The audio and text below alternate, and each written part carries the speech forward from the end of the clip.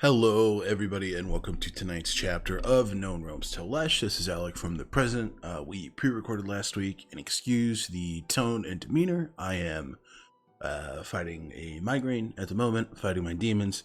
So I'm going to be pretty brief here with both our announcements and our recap. I apologize if I don't hit on everything. Like I said, just not feeling the best.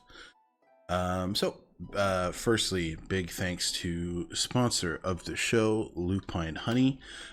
Caroline has a great collection of original apparel designs, fandom work, and artist collaborations, and you can go ahead and head to their store and use code TalesArchive for 10% off of your purchase.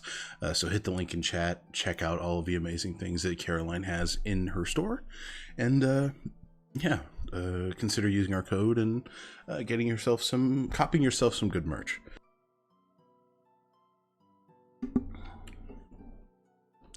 Next up, we have our donation link for the Palestine Children's Relief Fund. We are actually going to be adding a few other charity links to this donation link over the next couple weeks. For things like Sudan and Jordan and other things that are currently happening in the world today. So if you are able to support, please go ahead and hit that link and donate. If not, uplift Palestinian voices, share resources like eSIMs, and take the time to learn about the current situation that is happening in Palestine and Gaza at this time. So please, if you're able, any support is important, needed, and necessary. All right. On to the briefest recap, and I'm so sorry about that. So last we left off in chapter 62, we picked up with Whistle, who had been resting after exiting the Cyberhome catacombs. He woke up to find the party settling in camp. He had an odd engagement with Lermena, who acknowledged the fact that they seemed to be lingering. But upon a failed investigation check, Nikolai spoke into their complicated lover's ears and told Whistle not to overexert himself too much. Given that Whistle in the moment wanted to seek out Lazuli, but before he did, he was met with the sound of mechanical whirring, and a voice loomed in his ear stating that even swords need rest.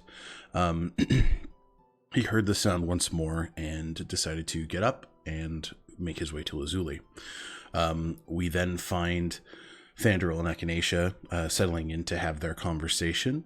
The two very obviously settling into some old creature comforts, tea and quality time. It is then when Thandril, upon Echinacea asking, revealed what he has been up to for the past 56 years. Excuse me.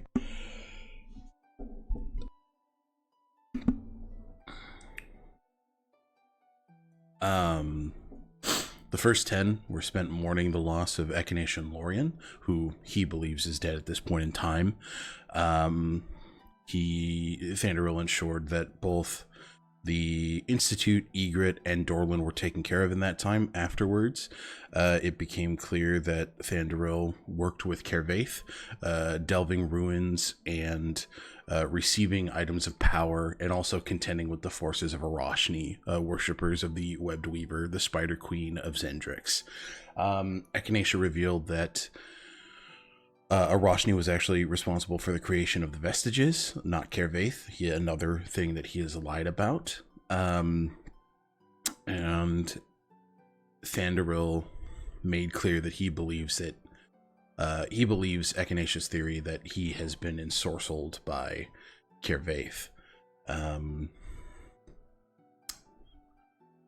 Afterwards, Thandril asked what happened to Echinacea. They recite their harrowing first 3 months of remembrance. Again, Thandril apologized for the current situation that they had experienced And it became clear that through this recognition of Kervaith, this is not the first time this has happened to people. It may not be the last, but the two had made a bond here to stop Kervaith together. And then there's an acknowledgement of Echinacea and Kaelin's closeness, to which Thandoril gives his blessing, demonstrating some more healthy relationship communications, which have been lovely over the last few episodes. Maybe this one included. Excuse me. We move over to Lazuli. First, we see Zio getting his plate stacked up with food by Aura, the two kind of picking up a bit of a fun, jovial, and familial relationship, stacking on food. Lazuli finds her family unit and recounts the events that happened with Inara. And upon being asked what happened, it became clear that Lazuli did not kill Inara.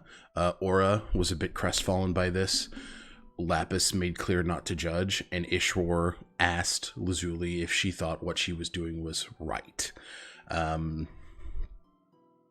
Lazuli lamented the fact that her power as a Wellspring-born is not hers to control at this point. She lamented the fact that she was beholden to a pact by Elizabeth, and that her choices, either which way she decides to go, whether she preserves life or ends life, could negatively impact either Elizabeth or herself and her party. Aura made it clear that she would have killed Inara in a passionate maternal plea. Lapis said he did not know what he would do, and Ishwar, interestingly, said that imprisonment is not may not have served her, and that he agreed with Aura. But the three Isledales and Ishwar came to terms that Lazuli's choices are hers to make, and the parents should not be ones to influence the choices moving forward.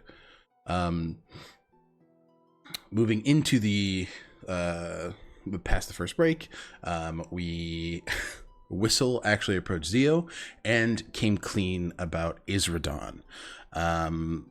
Zio, very intelligently and very compassionately to the entire group, urged Whistle to reveal this to the entire group and everybody all at once. Stress the importance of everybody holding each other accountable and being honest and transparent with everybody. So after a bit of time, that happened. The entire group was brought together, and Whistle began to tell the group about Isradon's impending arrival, and this came to mixed reaction. Echinacea obviously becoming very anxious and scared, the wizard coming out, as they had previously died by the hand of Lord Tarvish. That fear very present. The group sort of struggled with what to do next, but then an idea dawned, a very good idea, in fact. Both Echinacea, Lazuli, and Zio each have, and Whistle, with his knowledge of the Divanthir tome, are working to create a copy with misleading text to give Isradon to adhere to Whistle's portion of the deal.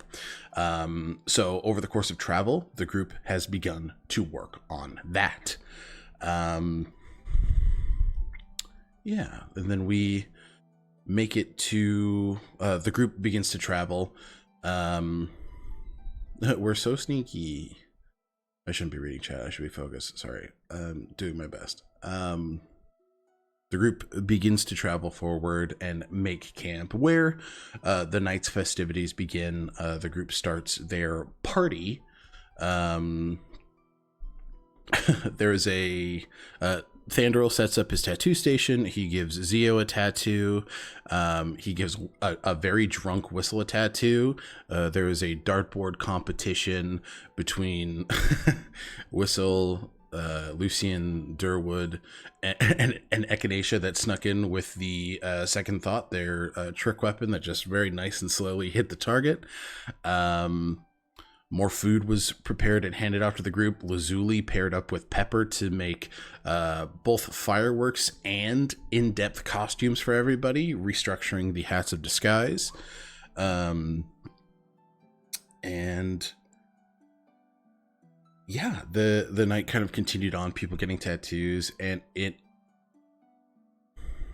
Yes, I was gonna say there was a snowman fight, and there was a conversation where Zio approached Wit and mentioned the perceived hypocrisy of surviving when you are trying to martyr yourself. Something Zio mentioned that had did not sit with them well during the revelation that Wit had eaten the mushroom, the flower amine.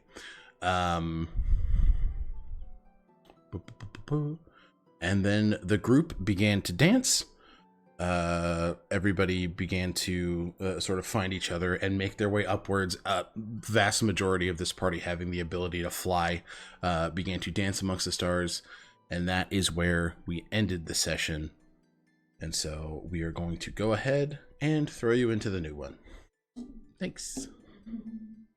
Hi, everybody. So the party is currently dancing amidst the stars, and they are going to do that as long as they choose to do that. So, the night kind of rolls on in its natural evolution. If there are any things that you guys want to get up to, this is your time. We're going to be playing a bit of a shorter session tonight, so pretty much all you guys. Go ahead.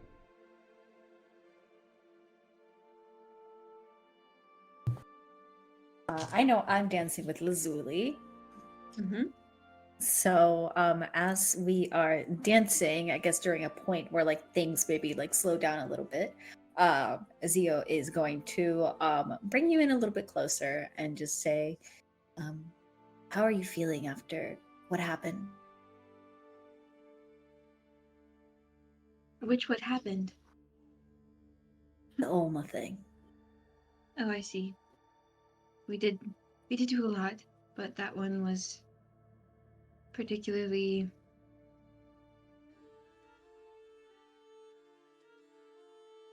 confusing. I don't know. Lazuli's looking off to the stars, still feeling off. I wanted to keep the promise that I had made to Echinacea. And she glances at her gloves, which I think she has kept on with her outfit, her dragon inspired costume. I don't want to take a life or empower Elizabeth, but there is a deep need for vengeance, for equity. If she took something from me, but the look on Aura's face, I'd let her down. Her anger is something that I can empathize with, and I don't think I have much hope for Inara. But there has to be a better way. Yeah. I know I've discussed it with Whistle before. That feeling of red vengeance. Yes. It's hard to fight back when the people that you care about are threatened. It's scary because it's ice for me. I go cold. And it gets too close to how I've seen Elizabeth. It's that sort of ferocity that once I taste it, I'm not sure if I can let it go. When is enough? When does someone truly deserve to die, and when are you taking? And I don't think there's really a deserve, but there certainly are stories that I've heard that seems the only thing that's fair. I think now is the time that I have decided that I am not the one who decides it, and I hope that fate, Theith, will take care of her demise, and her karma will befall her. Or I will become powerful enough to be karma. That's very admirable. I don't know what that means yet, but there's a reason why she wants me, and I want to wield it on my own. Or with you. Party. I know regardless of where it's coming from. I know I am stronger with all of you here by my side. And I might not have been able to stop Alma from putting you down, but I will try my best to also make you feel strong enough to fight all of that. Hello, I'm a dumbass and I left my pan on hot. I was like, something smells toasty. Lou's cooking today. Lou is cooking. That's good. There was nothing in the pan. I am just have ADHD. Anyways. There we go. Zio was saying about how he wants to feel strong with the party, that kind of thing. Yeah. I think as they say that, they give you a little twirl, so like lift your arm up to the little twirl, and then asks, would you like to keep dancing, or is there anyone that you want to dance with?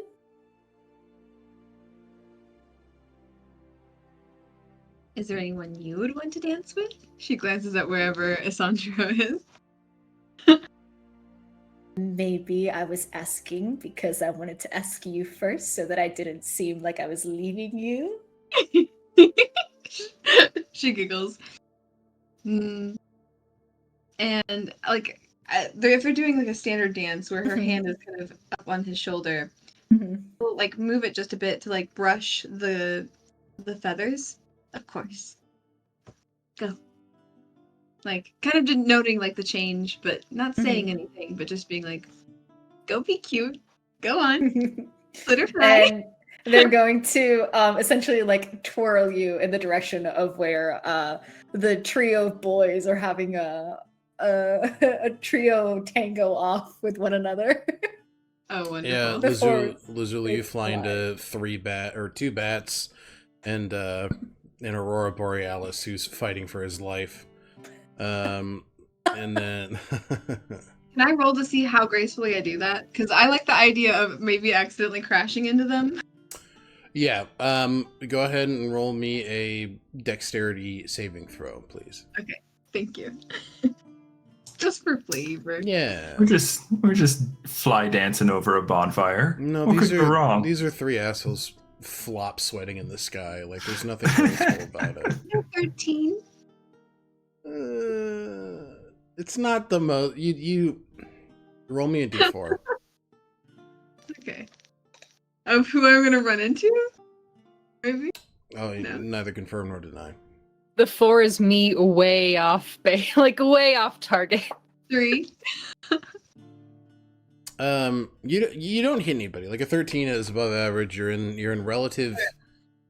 You're above average control of your movements here. But you do slide and sort of like it becomes a bit of double Dutch with you, Lucian behind you, Kaelin in front of you, and then Whistle on the other side. It's like an awkward like middle school line dance that's kind of happening, and Lucian immediately goes like, I don't know what to do with these. And then he starts doing the robot, essentially. And just, yeah, but you ingratiate with the boys pretty quick. Zio, you kind of fly to Asandra, who's on the ground, but just kind of enjoying himself. You, I imagine, lift him up and take him to the sky. No, I will remain on the ground with Asandra. Okay. So they sort of very gingerly tap down. And I can come back to this if anyone else is. Yeah. I was going to touch base. Just wanted to make sure I knew where you were. Yes. Whistle, Echinacea?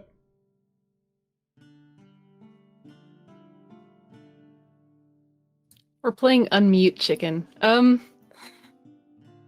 Echinacea was gonna go to Whistle, but I think seeing the crowded line dance,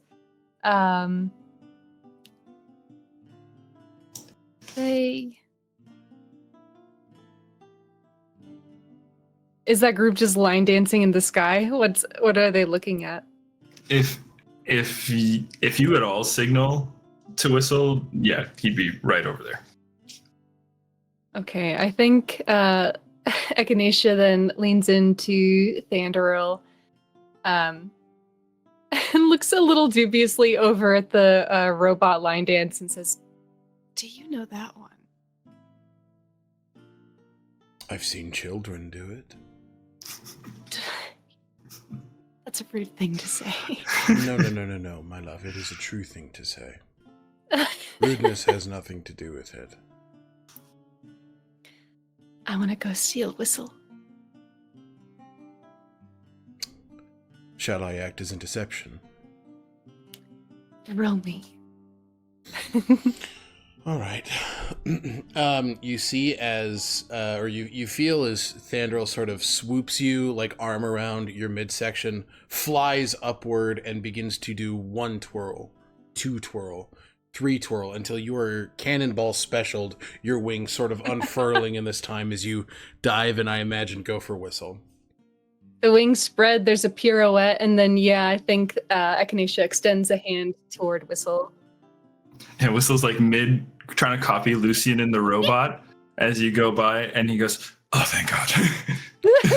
They'll yank you out of there. Both Whistle and Echinacea, just give me a perception check as you depart the space. Wow, 22. 22. I perceive things. What do I perceive things with? 21. Okay.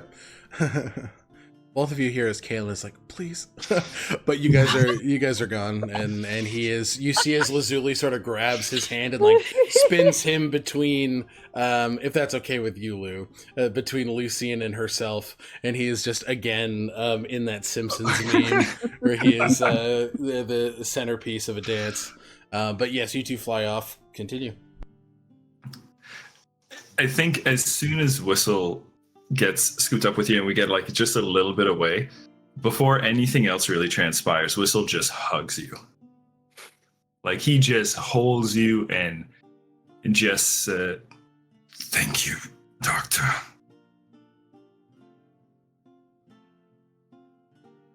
It was so good to see the two of you. You have no idea what that meant for me. And us. For both of us. Me too, yes. I might not have a body anymore, but I am here. I love Nikolai. Hola.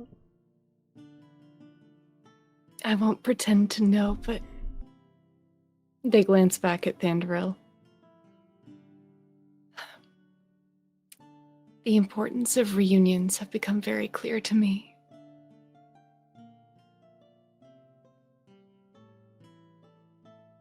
There's no feeling like it. Reconnecting with someone after they've been away. Away, but never far. How have you, nods towards Thandoril. And I think Whistle can see that he is talking to the cleric. Very confident, very like almost maternal.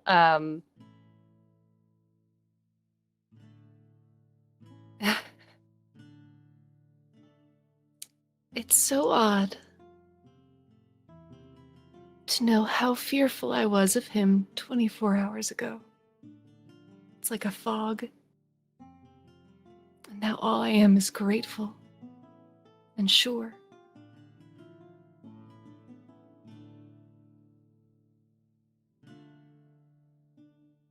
You found each other in the darkness. It's easier to see stars in the dark, isn't it? One of the advantages.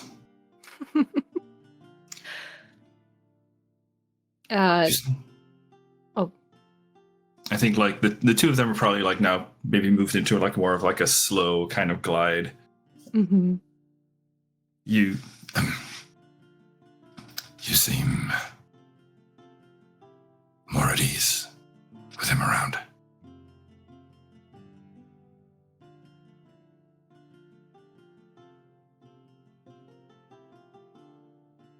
It's as if I...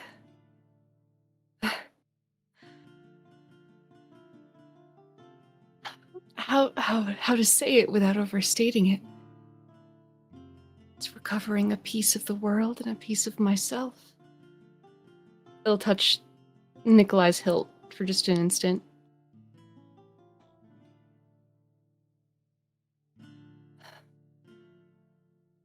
It's a strange thing to recover something you didn't really understand you'd lost.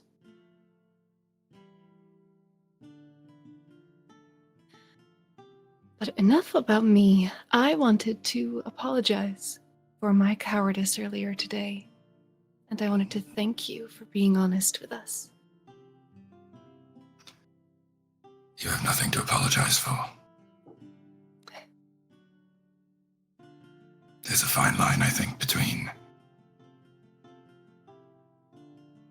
caution and fear.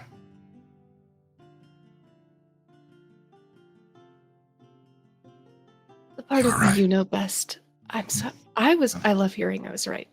Continue. You are right. There is reason to be cautious.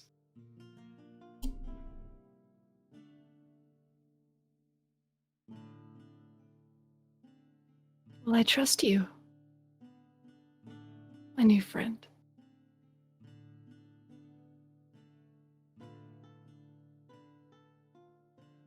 Thank you, Doctor. Trust is precious. And I don't feel like I've earned it, but I trust you.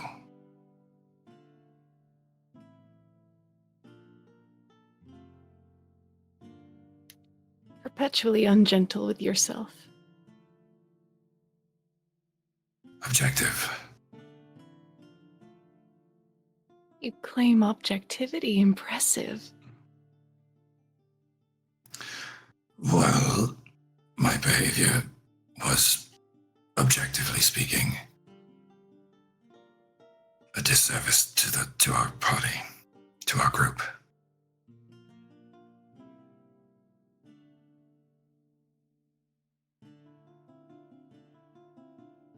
Perhaps.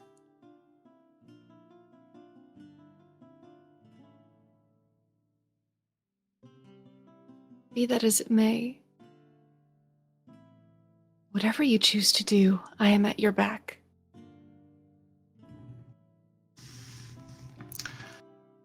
A nice big twirl, Ooh. and he pulls you in. And whatever we choose to do, I'll be standing with a shield in front of you. Quite the night.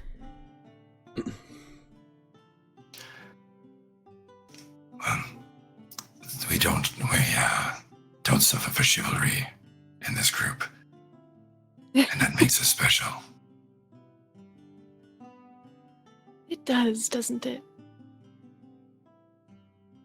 Help me with something. And they will start flying lower and lower to the ground. And in a very strange way, they're still in the open frame of this dance, but their fingers start moving with, I think, what Whistle can immediately tell are the somatic components of a spell.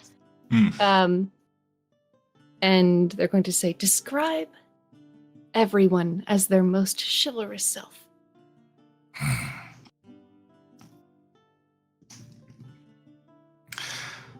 Let's start with Kaelin. A night of the stars and the moon. The night of moon and stars. And Echinacea starts to cast plant growth, but they are making topiary sculptures of what become the party members. And Kaelin is arrayed with his sword held forward, his shield up, and this array of the cycles of the moon above his head. As little blossoms in the falling snow still manage to bloom. Lucian.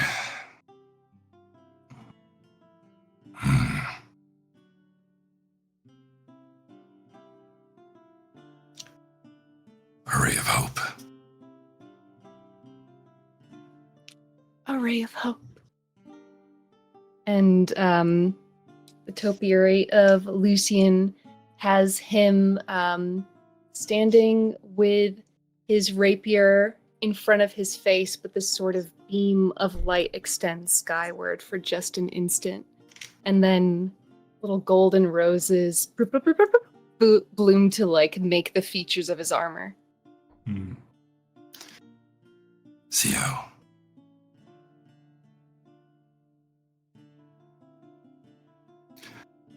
A guiding hand.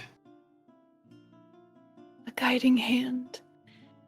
And you see from around Lucian, Zio sort of in their crouch that is like the beginning of their sprint, with their hand reaching out towards something in the distance, and then we swivel in the dance to be in that space. Now, who is Zio reaching to? It'd have to be Lazuli. A spark of creativity. A spark. And they are very Sistine Chapel, almost touching, as Lazuli in flight is reaching down to Zio.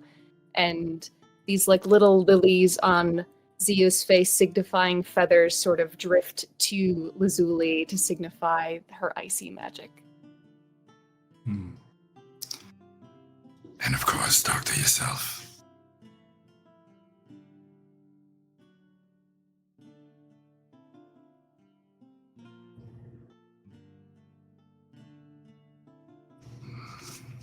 A flame of rejuvenation. You honor me. And behind Lazuli, running almost as if trying to catch up to her, arm also outstretched, much like Zio's toward her ankle, is the figure of Echinacea, roses trailing from their hair. And Echinacea grins at Whistle. And now's the time where you have to say something nice about yourself.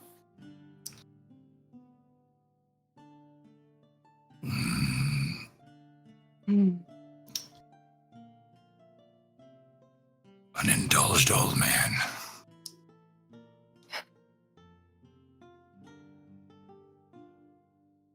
Try again. You just hear Nikolai spurt up, a wise elder. I like that.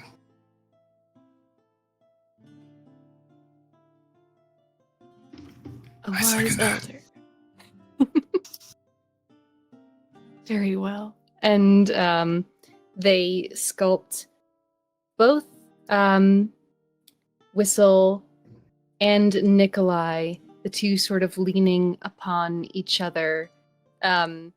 These stark but gently bending willow trees together. Beautiful. Give you guys an inspiration check for that, and you and Whistle are still there. We'll pop in with Zio and Alessandro. Sort of looks. Oh, you looked like you were having so much fun. Why check on me? Because you should be having fun as well. I'm having a wonderful time. And you owe me a dance. This is very true. Well, we can go up there if you like. No, I want to stay here.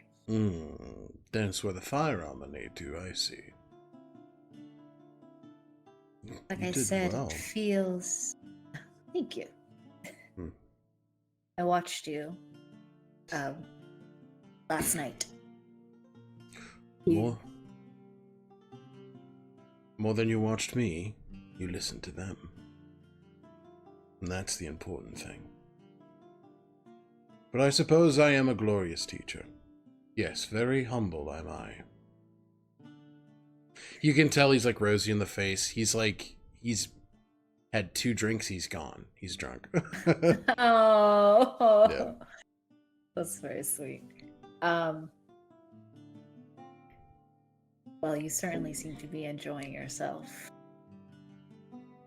It has been a long time since I've been surrounded by people, good ones at that. So I am cherishing every moment. I feel as if the array of lives are a chorus singing to my soul. He is speaking. Zio's hands are kind of find his forearm, and trace kind of as he's like talking and saying that he traces up the forearm and then sort of like shifts until their hand is just pressed against Isandro's and their fingers curl into there, and they slowly sort of begin to sway, and it's very slow. It's very slow, very intimate. It's very Beauty and the Beast. Like that large frame and just kind of like, yeah, absolutely. Very slow, very like there's no rush to complete it, right? Like it's the two of you really just enjoying the time. And like what's Zio thinking about right now as they're sort of like flush with Isandro and for the first time in a while just kind of taking their time? Yes. Like I don't think anybody has been afforded the opportunity to really just take their time. Yes. I think there is a funny dichotomy that Zio is feeling right now in the stillness and the slowness of this dance, but also feeling like their heart racing. And so they do feel like their cheeks flush, and that feeling and kind of the smile on their face of the acknowledgement they're currently feeling of their attraction over this person. Yeah. And like they're listening to him talk and just truly just like listening, like, can I ask you something that could maybe be a little bit too much? Because if we're being completely honest with one another, this has all happened very quickly. This you is and I. Very true. And it seems that the help that you and Deirdre and Derwood provided is coming to a close. Which means that we're going to be going our separate ways soon. What does that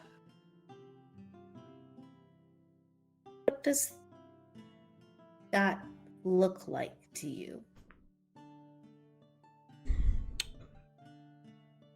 In regards to me?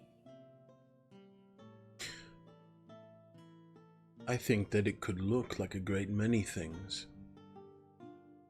But I think that final painting is contingent upon a few things. Conversation between you and I. An honest one about feelings, and an honest one about intentions. Zio, I intend to be a part of your life. I intend to continue to teach you. And I intend to continue to make your heart beat as fast as it's beating right now. Whether I am here in this moment,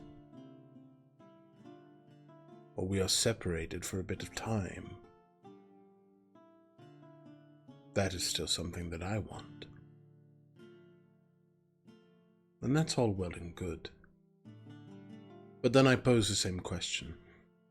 What do you want?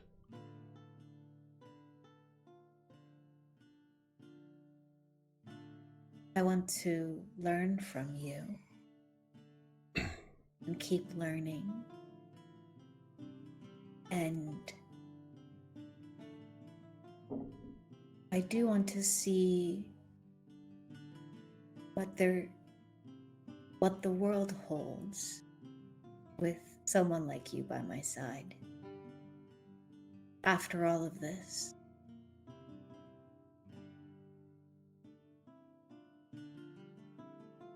And I would like everything you just said very much. But I also understand that you're a little older than me, not that much older, but I don't want to presume that there might not be anyone else or Right now, there is not anyone else. But if in the future there is, that's all right with me. The same is true. I would not expect or ask you to close off others' love from your heart. Nor would I accept it if you asked me to close off mine to others' love. I wouldn't want that. Nor would I want that for you. I think you're an incredible person, Isandro. You allowed me to discover something in such a short amount of time.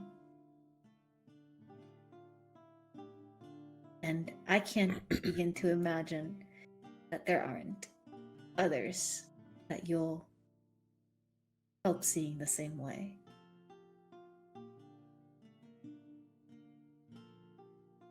You're quite big, so there's just a lot of you to go around. That is very true. There's like a timid big man blush at the sentiment, right? He's just kind of like,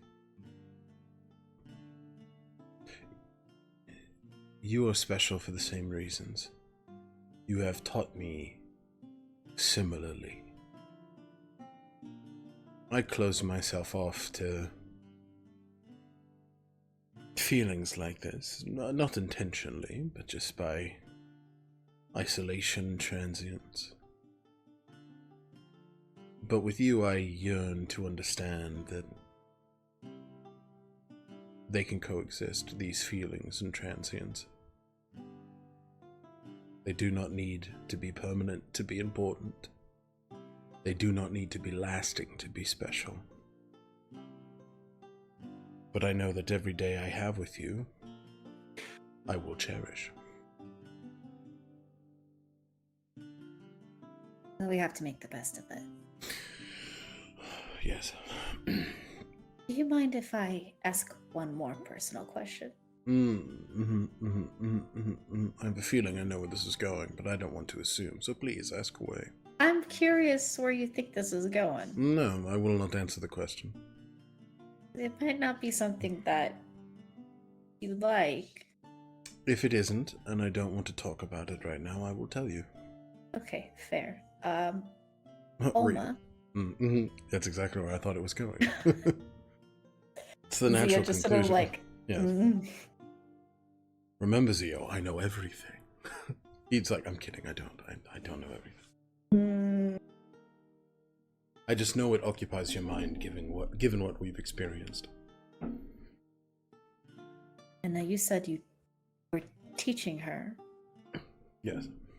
But it seems like she also made some illusions.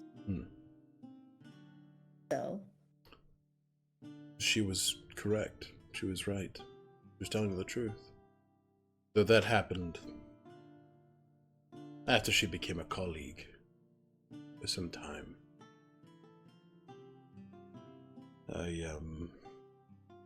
I ended it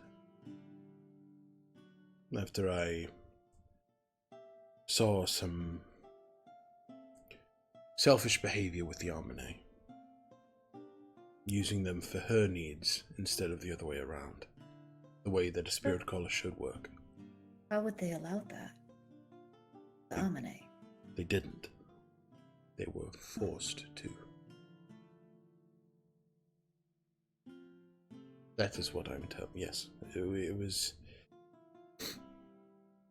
much as a druid. She pulls on the primordial current, much like you do with your abilities, much like Lazuli does with her draconic magic, much like Echinacea does with their phoenix magic. She decided that the Armene, much like the primordial current, was a well of power to draw from, not a group of people to protect. And that is when I cut her off.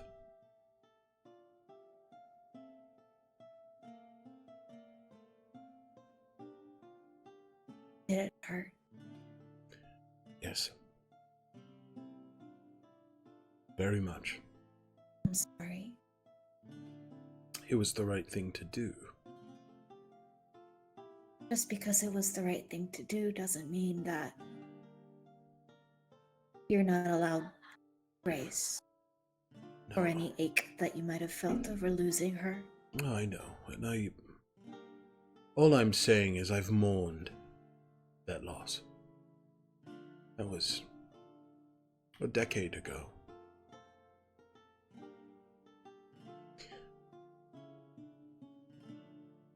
Of course, there are things that I miss, but I understand that she is no longer that person. And that is a regrettable thing. Not that she is no longer with me, but the fact that she has become such a dreadful, power-hungry monster. She was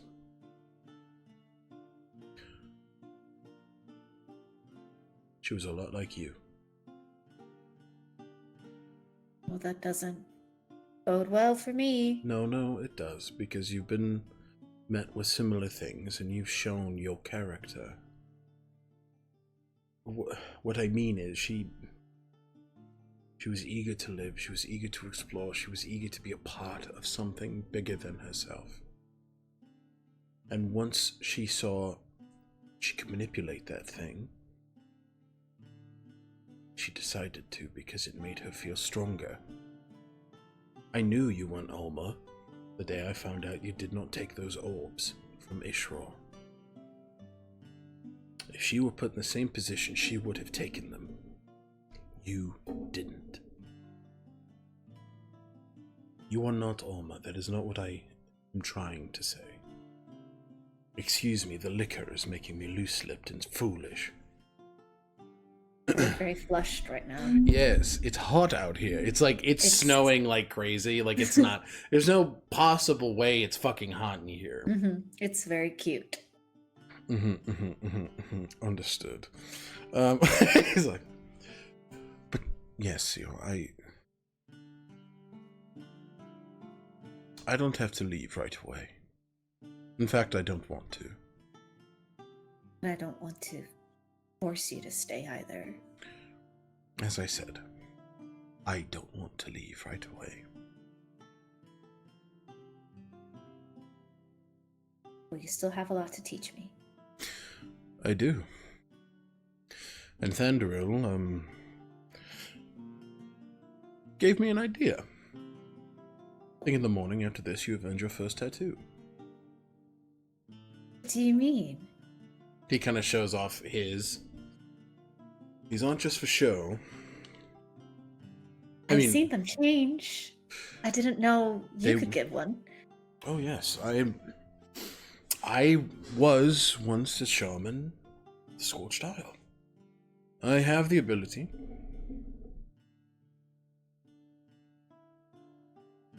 But first we dance. Yes. And we dance. And he just sort of like, the tempo picks up as he like lifts you and just starts spinning you in circles. You can dance if we want to. You can leave your friends behind. Lazuli, you're with the boys right now. You see, after like Kaylin is like, please stop, and Lucien is kind of hovering over him, like, come on, it's a lot of fun, isn't it? Isn't this fun? Aren't you having a good time? And Kaylin's like, I'm going to hit you. I'm gonna hit you. Back away. You're not going to hit me. Lazuli, tell him he isn't going to hit me. He may hit you. What? Roll for insight? Yeah, he's like, Kaylin, you are a mean drunk. It's awful. Kaylin's like, 30-20 for insight on Kaylin. Kaylin's not gonna hit him. Okay. But he's like trying to get this guy. Lucien read him like a book. But Oh god, sorry. no, you go ahead. How drunk is Lucien? Lucien's pretty fucking hammered. Okay. Yeah, he's far more drunk than Kaylin is. Kaylin's barely tipsy. He's not a big drinker. Mm-hmm. Come on, Lucy. Let's go. Let's go spin the party somewhere else. What did you call me? Lucy. All right, where are we going?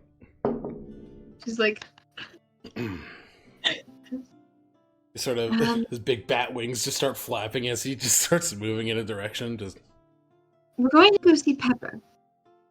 Oh, Pepper. You know what we should do? What? We should steal Pepper. I agree. And you know what? I'll kill Durwood. Oh? Yes. He doesn't deserve that. He doesn't? I don't think so. Doesn't he want to lock your father up? Well, my father kind of deserves it. Shit. Yes, it's quite... I don't know. The answer I expected. Well, all right. Pepper. Good idea. Pepper! What? He just sort of... Are you having fun? This is good, I think. Who is this? Lucien. Well, yes. I think I have a few more costumes to hand out, and everyone seems quite happy. And I feel like I'm watching from a distance Echinacea start to bloom their taupe. Like, I'm just kind of dazzled off in the distance watching them, you know. Mm-hmm. How about you? What do you think? It's nice. Mm. I'm happy.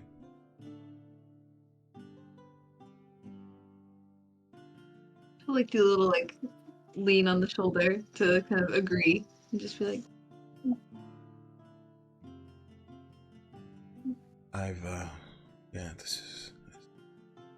it's different, but it's good. it is very different. So many people.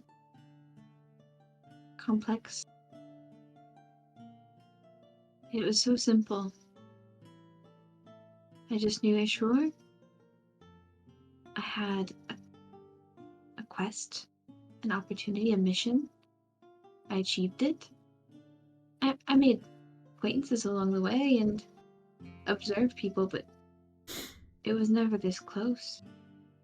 And I never got to see how densely connected people can be related and love each other.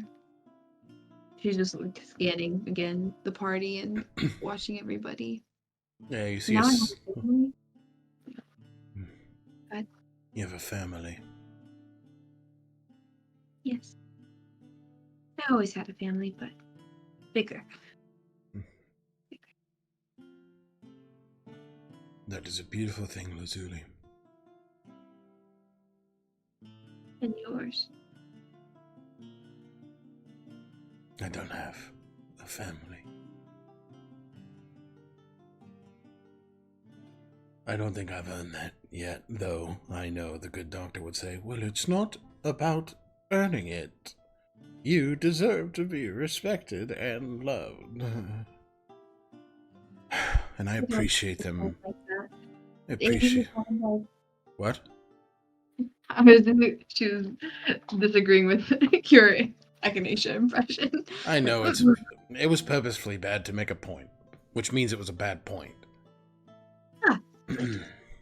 But they're right. Okay. I'm still unlearning a lot. Mhm. Like I thought... It's just time to have fun. Right. Give me an insight check.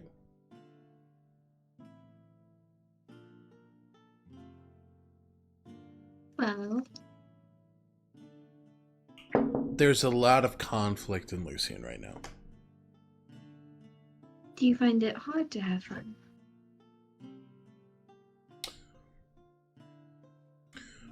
I find it hard to think that anything will last. Well, nothing will. I know. But that doesn't mean that even if you have a very delicious pastry or a hot cup of coffee that you can't enjoy it. Every hot cup of coffee will get cold. But it's still a pleasure. In that same analogy, every friend or family I've had has hurt me. That's the inevitability in my mind. I know it's not true here, and I am trying. I think you have a choice of what kind of hurt, who you let people, because some people will hurt your feelings no matter what. Yeah. They will step on your toe, or say a mean name, or force you to try to dance the robot whenever you really don't want to. What do you mean? The automaton is very fun. See, that personally pains me, but I accept this pain over over something like Nivian or Ileana? yes, Hmm. or Elizabeth, or and I think you have made steps to surround yourself with people who don't do that type of damage. I guess. I read something once. You're not supposed to rush something that you want to last forever. I don't think things can last forever, but if you want them to last a long time, savoring them and just enjoying as you are will make it feel like that. I don't know. You're very I've wise. Grew up with a dragon, Well, and I have Echinacea as a sibling. Yeah. Well, let's go find Pepper. insight check. Go ahead. Why does he have to sound like that? 17. He's just scrunkly. Sometimes he sounds like that. Okay. Like, sometimes that is just the way he sounds. Okay. But he flies down, but he does loop your arm in his, and just flies down, and you guys see Durwood and Deirdre talking. Pepper is just kind of sitting there in her fairy princess dragon fit, not being enriched. And Lucian just yoink. We'll bring it back when you're attentive. And they start flying. Pepper's like, ah! Ah! She starts flapping her arms. Oh. I'm a big dragon now. I'm flying. I'm gonna be like Ishror and Dad and Pelgon the Gilden Fire. Poof, poof. She's like shooting flame out of her mouth. Pew, pew, pew, pew.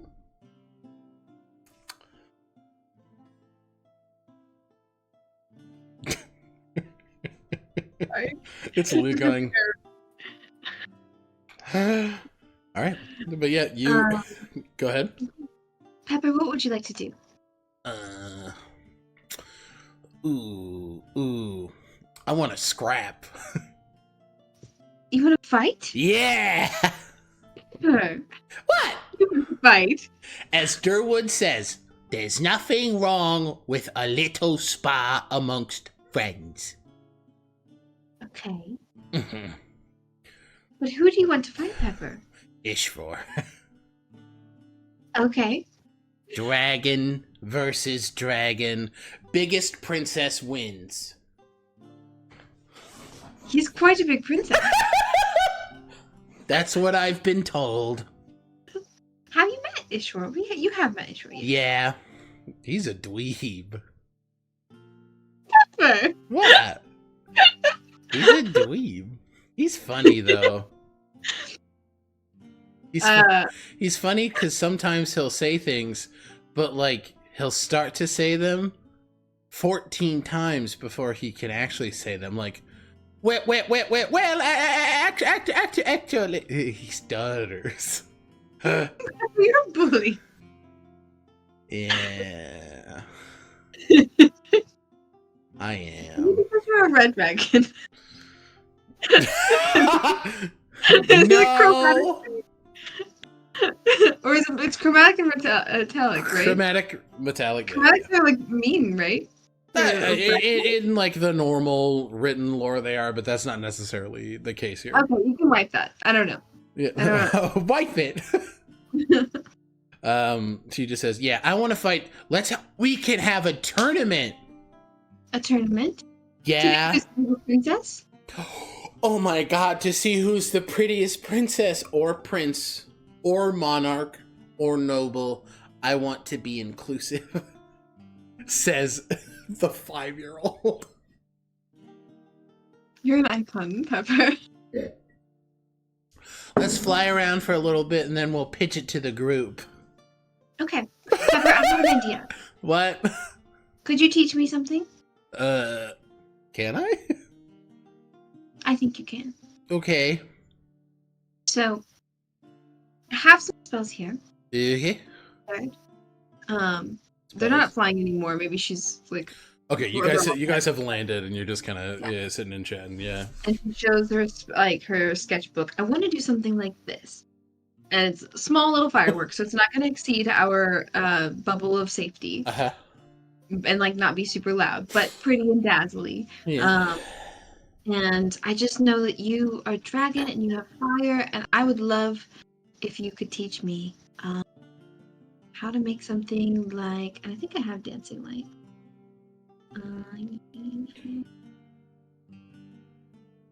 What is it? Pyrotechnics. You want to? I just want to make sure I understand you correctly. You want a 5-year-old dragon, a baby, to teach you pyrotechnics. Lazuli's having Pepper help. Oh, okay. This is enrichment. I got This is making Pepper go, I'm a big girl and I helped with the fireworks. Okay. So instead of an Arcana check like I was initially thinking, please go ahead and give me a sleight of hand check to convince this baby that she's helped you in a meaningful way. Okay. You see, she just starts going poof, poof, poof, and like she's essentially trying to firebend her own breath. It's not fucking happening. But she like kind of opens her mouth after a certain point, and on the tip of her tongue, this like roiling little fireball is just kind of sitting. She's like, see? Wow. And then she like bites down, and it does actually make like what looks like a firework, just these kind of like sparks in different directions. Like, yeah. Lazuli recreates that, so it looks like she's doing it bigger up in the sky. What'd you get on the... I did initially got a nat 1, but I re-rolled that. Okay. No. So what'd you get?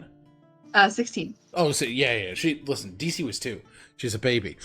She's like, we have to show everyone what I taught you. Yes, I think so. Lucian's just kind of sitting there like, that we do. That we do. This is the most serious. All right. And you guys begin to make your way around the party. Oh, I do have my final list of costumes. Do you mind if I just quickly divvy those out? Yeah, if you divvy those up, yeah, sure. Zio had Mist Vapor Almanae, but can do whatever. Lazuli's Red Dragon, Pepper Fairy Princess. Yep. Durwood. Oh wait, no. Who's Durwood's sister? I wrote down Deirdre. Deborah, but yeah, Barbara? Deborah. Deborah. Close enough. Rainbow. Oh, honestly, she's gay. Yeah. Whistle was Silverbat, or is it Goldbat? Wit is Mushroom. Lucian was Goldbat, like the Gildan Fire. Acanatius, Phoenix. Sandro, Ocean. Ocean. Okay. Lapis, Moon. Aura, Sun. Ishwar, Star. Love that. Okay, cool. As you begin to disseminate the information of Pepper's deeds, you do indeed pass out the remaining costumes. We will touch base with Echinacea once more before we head to break, but it's not Echinacea here in this space. We're actually going to move to the Mind Palace. As you mentioned last session, as the cleric and the wizard passed in the hallway of the Mind Palace, where is Echinacea, the wizard, headed? Echinacea, the wizard, sort of escaped from their anxiety and just the physical space, and passing the Hall of Mirrors and feeling just a sense of overwhelm from it, ran through these halls made of parchment and text straight to Aedwulf's room. And they knocked. Immediately, before you can even hit a knock, it's open, and he's just, come on in. Thank you. You all right? I know you're not. No. You don't. Yeah. Hug. Come here. Thank you. Yes, please. This sort of, yeah, it's all right. I'm sorry.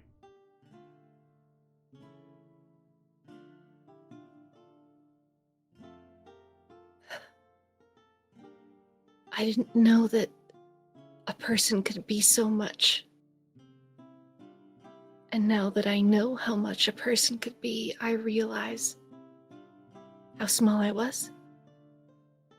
And I know I won't always feel small, but I feel small, and I just want to be here if that's okay. I'm leasing this space from you. We're partners. I know. Shared. Took the words out of my mouth. You can absolutely hang out here, but on one condition. They're partying. We're gonna have fun in here too.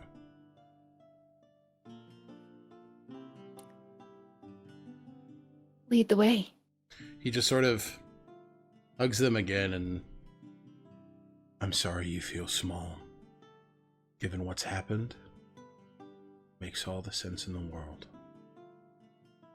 But tonight, it's just you and me, some jazz piano, and a lot of dancing.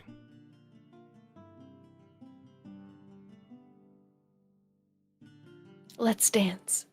You see as Aedwulf sort of makes their way over, like slides in shadow and begins to play like a very calm, like jazz tune on the piano. And as he gets up and stands away, it continues to play, and he just sort of offers a hand to Echinacea. Why, thank you. Twirls him in immediately, and it like immediately starts off as slower, but I think just like in the energy of like this shared escape kind of picks up, and like I imagine, and if this makes sense to you, like they just kind of dance and have fun.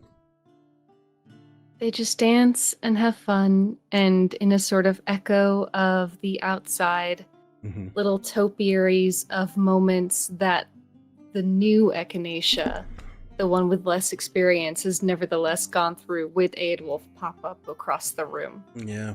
Oh, amazing.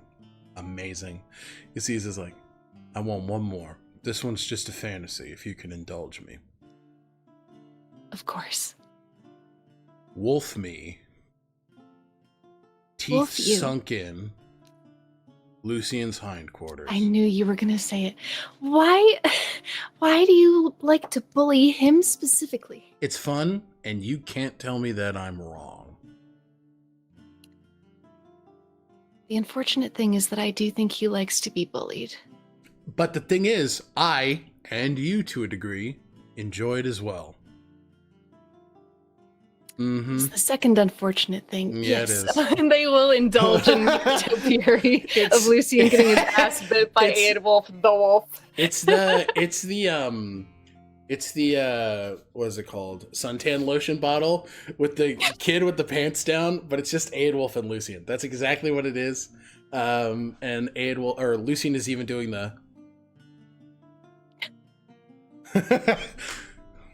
But yeah, you two, those Hoviaries summon, and the two of you just dance and reflect what's happening on the outside, but inside the Mind Palace. They'll just say, thank you for the safety. You're welcome. Thank you for the same.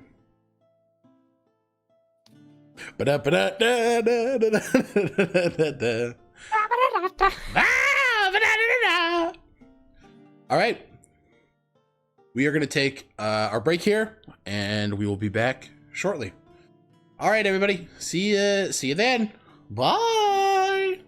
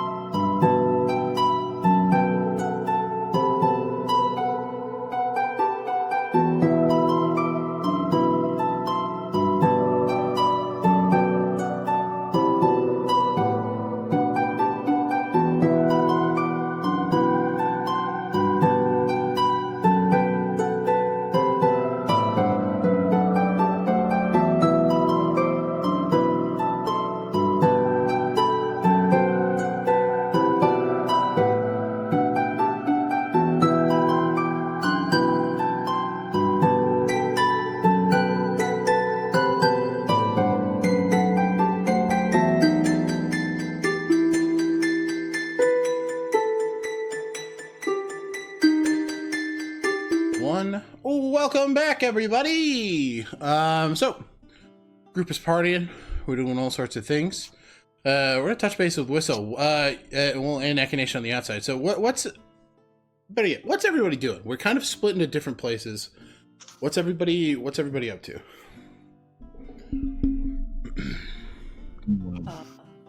I think Zio is still with Asandro. Okay, I think cool. at this point, mitigating. I don't think they would drink more. But I Yeah, think fair maybe- enough. Yeah, but Zio's giving them water. and Yeah. maybe Zio drinks a little bit themselves. Okay, cool. Sounds good. So you and Asandra are still kind of dancing about and making sure that that man is hydrated. Inspiration point for hydration. Yeah. All right. Whistle? What's Uldiel up to? Where's she at? Yeah. Uldiel is sitting not too far off from a reading Ishroar. She just kind of has a glass of wine to herself, and she's just sort of sitting there watching this very foreign thing happen.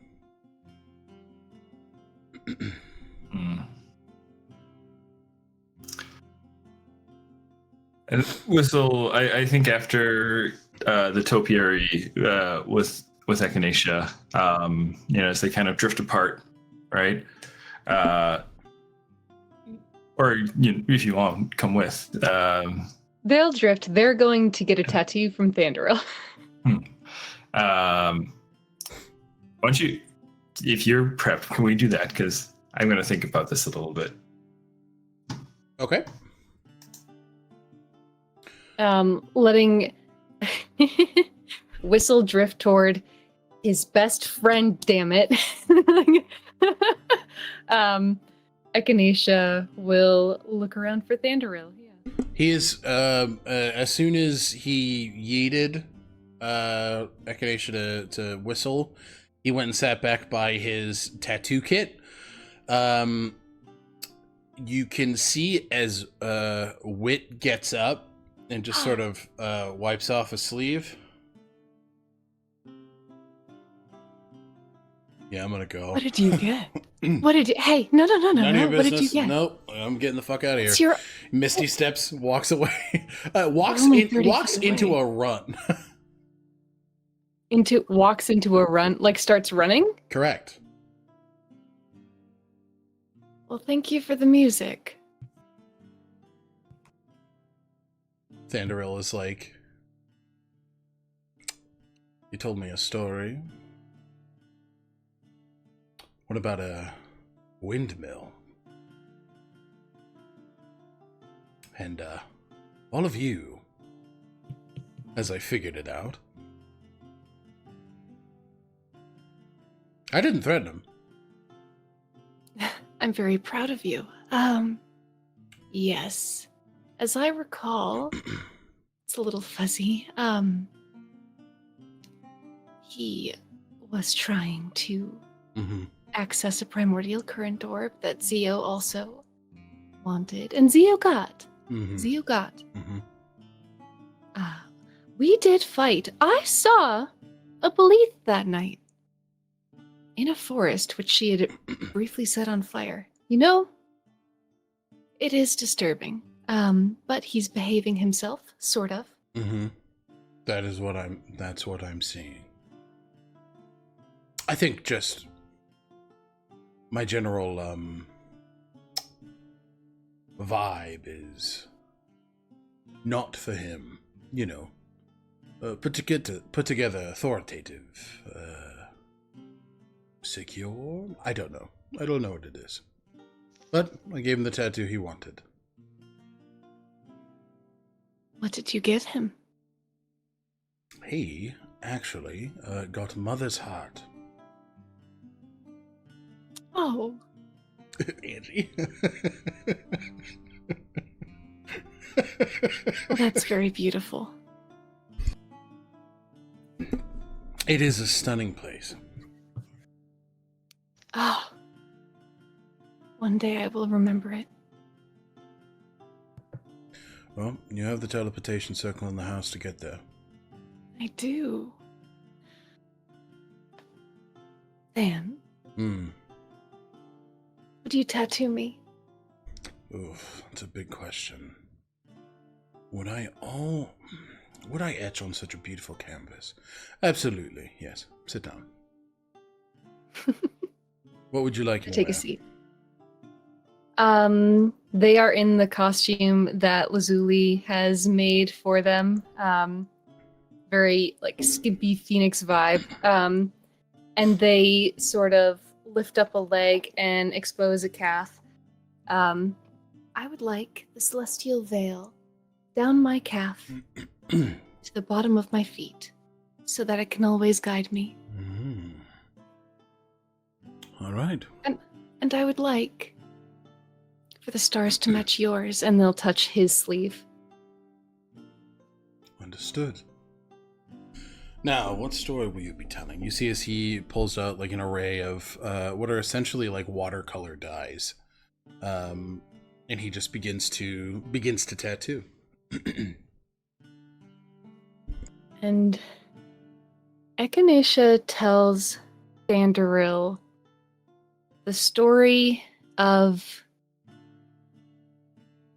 Lazuli realizing that Ileana, the artist formerly known as Sly, was in the basement of the Whitmore estate attacking Lucian. And they talk of how it was the first time the group acted as a unit, using everything within their power to get to the estate as quickly as possible. Mm-hmm. And that while Zio, Lazuli, and Sir raced, they feel kind of boggled now.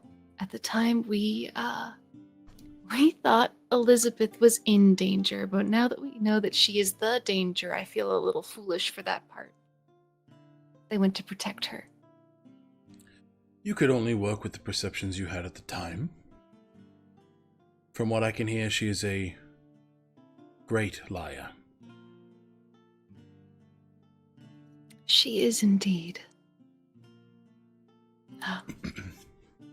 Nivian and I, God, I wish you could meet Nivian.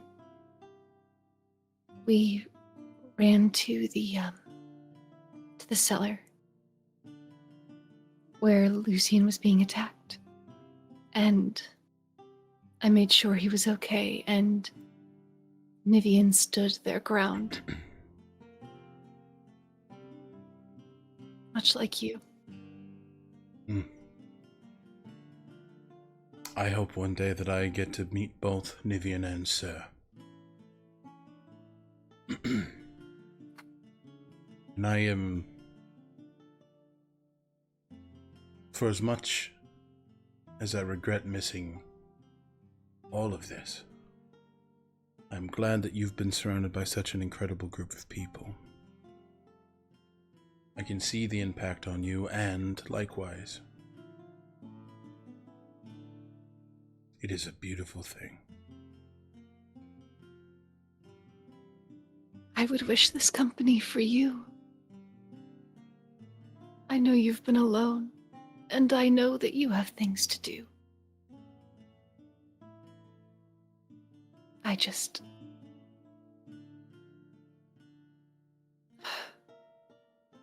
don't know what I want, but for you to be happy. Sort of, the tattoo continues. You can just feel a kiss on your upper thigh as he just... What I can tell you is this. I am happier than I have been in 56 years, 10 months, and 23 days.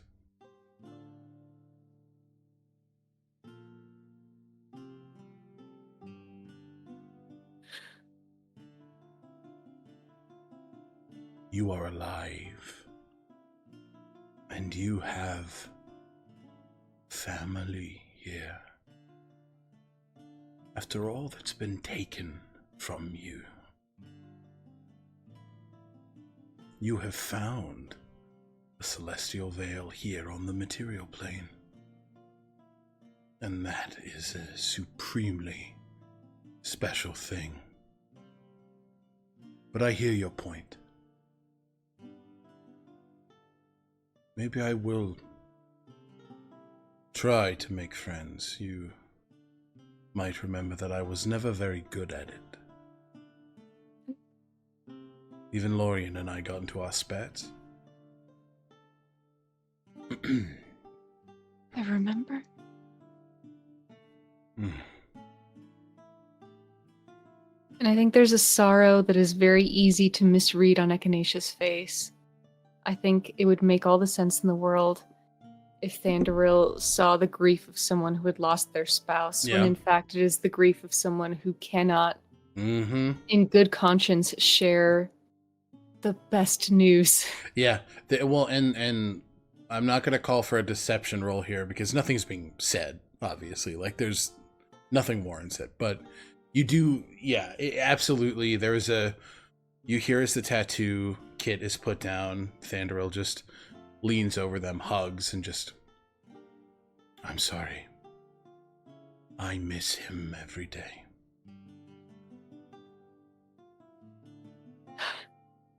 They're screaming on the inside to the point where Aedwulf and Echinacea sort of stutter for a second. It's literally like,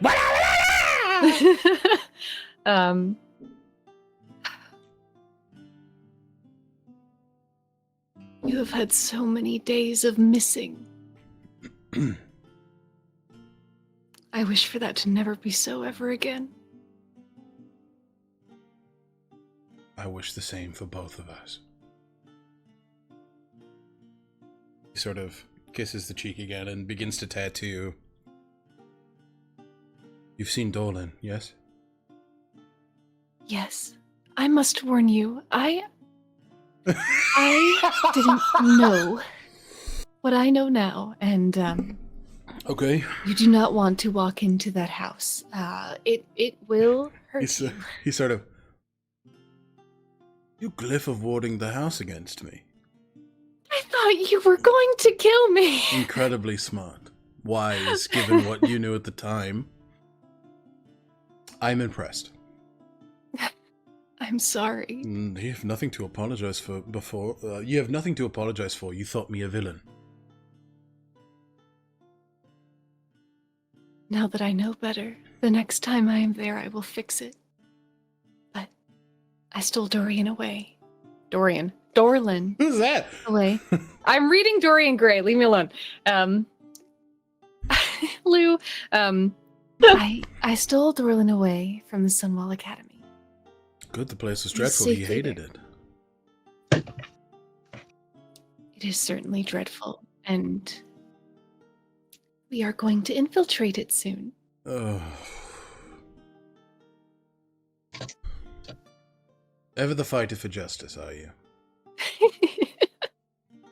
No matter how broken, you see something worth being fixed. And it's commendable, my dear. They kiss his hand. But I will have to depart soon. I know. I know.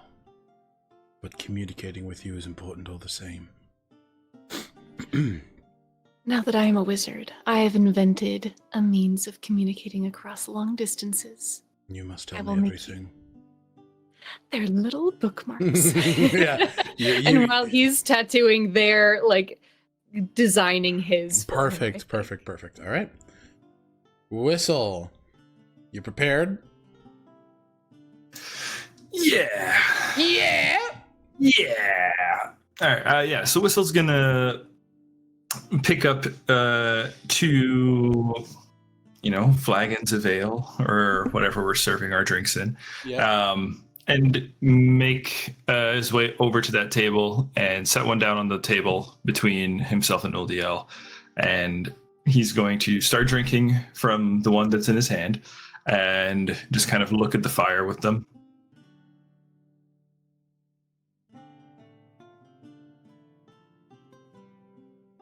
Hello, Whistle. Hello, Leo. It was a beautiful dance this evening.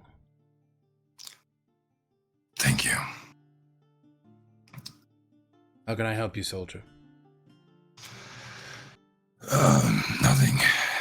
This is, ease time. Ease time. Ease time is a symptom of a weak society.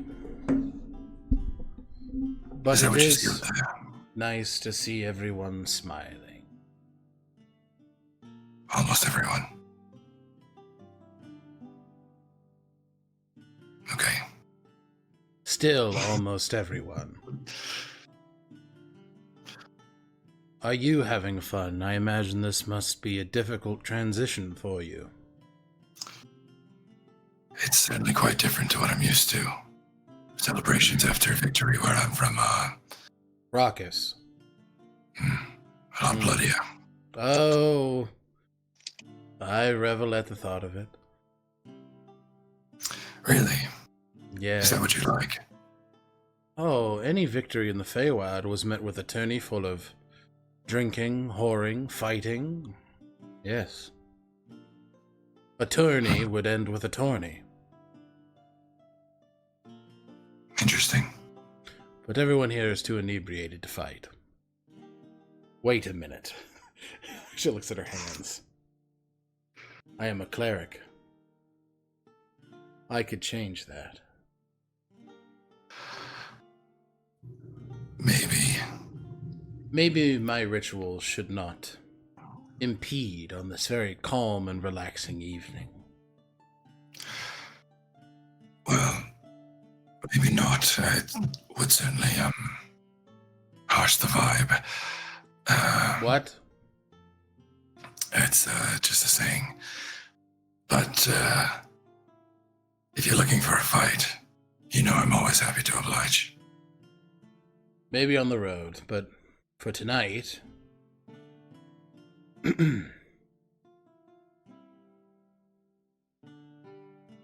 How are you feeling? Whistle.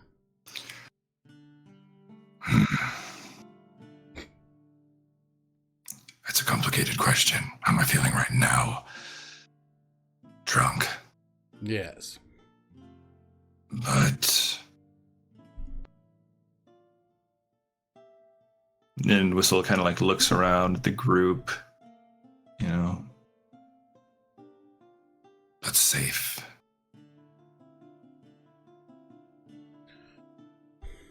Yes. This group is a castle. One with strong foundations. I too feel safe here, despite my trepidation of the future. Yes, I didn't get your thoughts on the situation I've put us in. You made the best choice you could with the information you had at the time. I will not judge you for it. I have made worse decisions with far more. If a dragon will land in our midst and we are to contend with her, I will fight to the last. In your honor. My friend.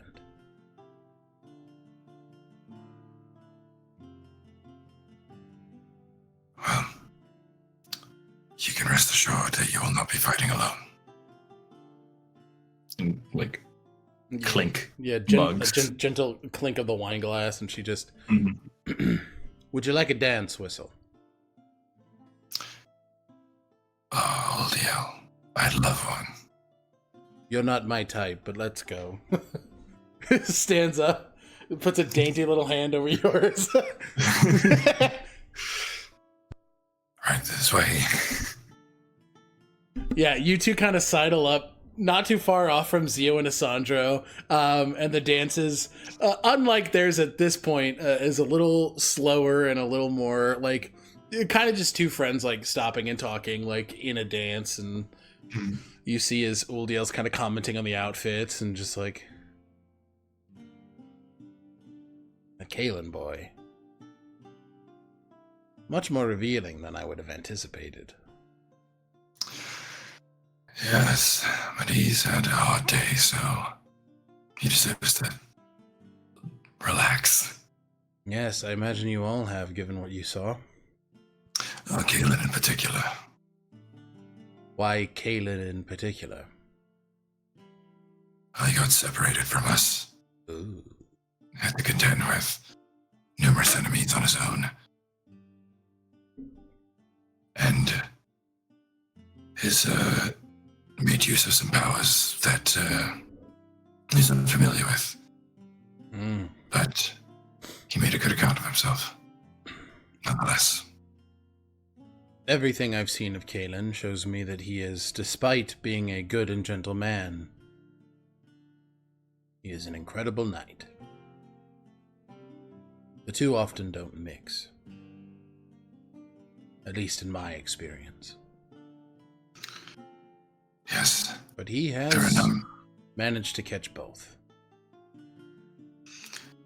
There are a number of enigmas amongst us. Yes.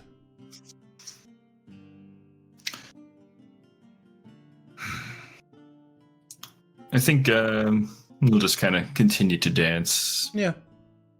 If at any point Uldiel does manage to get a little drunker or anything, I think another thing that they'd probably do at some point is do that thing where they've got, hands pressed against the table and they are throwing Nikolai down at their hands and trying to get the blade between the fingers. It doesn't really take long. She kind of wants to do that sober. Yeah. You kind of pitch the idea thinking she's drunk enough. She's like, let's go. Whistle's like, or Nikolai's like, what? No, absent. Fuck you. Fuck you. Yeah. Okay. Perfect. All right.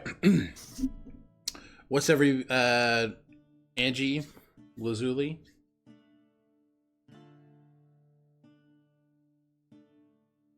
Did Zio see Wit get up from where Thandra was getting a tattoo? You can give me a perception check. Okay.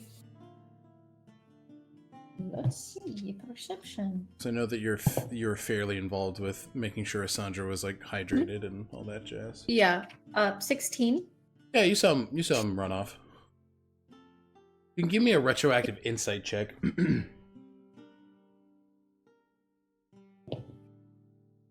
That's a dirty 20. Being a playful little bugger. Kind of didn't want to sit there and get yelled at, so he ran. Where did he run to, though? Like, is he still in the vicinity, or he's just gone from the camp? Oh, no, he's gone from the camp right now. Oh, okay.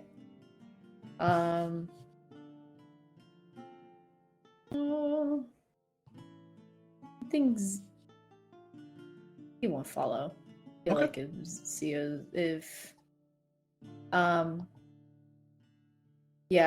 Wit is gone, then that's okay. Wit is gone. Yeah. Sounds good. All right. Lazuli? Lazuli's going to go with Lucian and Pepper to Ishroor and engage this potential tournament of who's the biggest fairy princess. Okay. Or the prettiest, best, whatever. Pepper just kind of slams her head on the hands on the table, just like, listen here, Big Silver. I got a challenge for you, old man. And he's just like, what did I do? Why are you yelling at me? Because you got to understand how serious I's being right here, right now. My name is Pepper. That's it. And I am the biggest dragon fairy princess ever. You got that? Ishro's like, it was never in question. Well, I listen, old man, and I know what you did. So, we're not friends, get me? I think you're... Sorry. Like, we're friends, say? Yeah, we're not friends. You're talking to my guy all wrong here, see? Okay. I know what you did to my egg. And I want you to know that it hurts. But you can start making it up to me. Big puppy dog eyes. I want you to co-host a tournament with me. And Ishwar, kind of racked with guilt, looks. Anything I can do for you, Pepper. That's what I thought. You see, she takes a hat of disguise, pops it on its head, and it turns Ishwar into a pretty fairy princess. You and I are going to have a tournament to see who amongst us, if they're willing, is the prettiest and most savage fairy princess in the camp. Ishwar's like, now how would we do that? Well, they fight, obviously. And you hear Uldiel kind of go, fight? Yep, she's got it. Ishwar's like,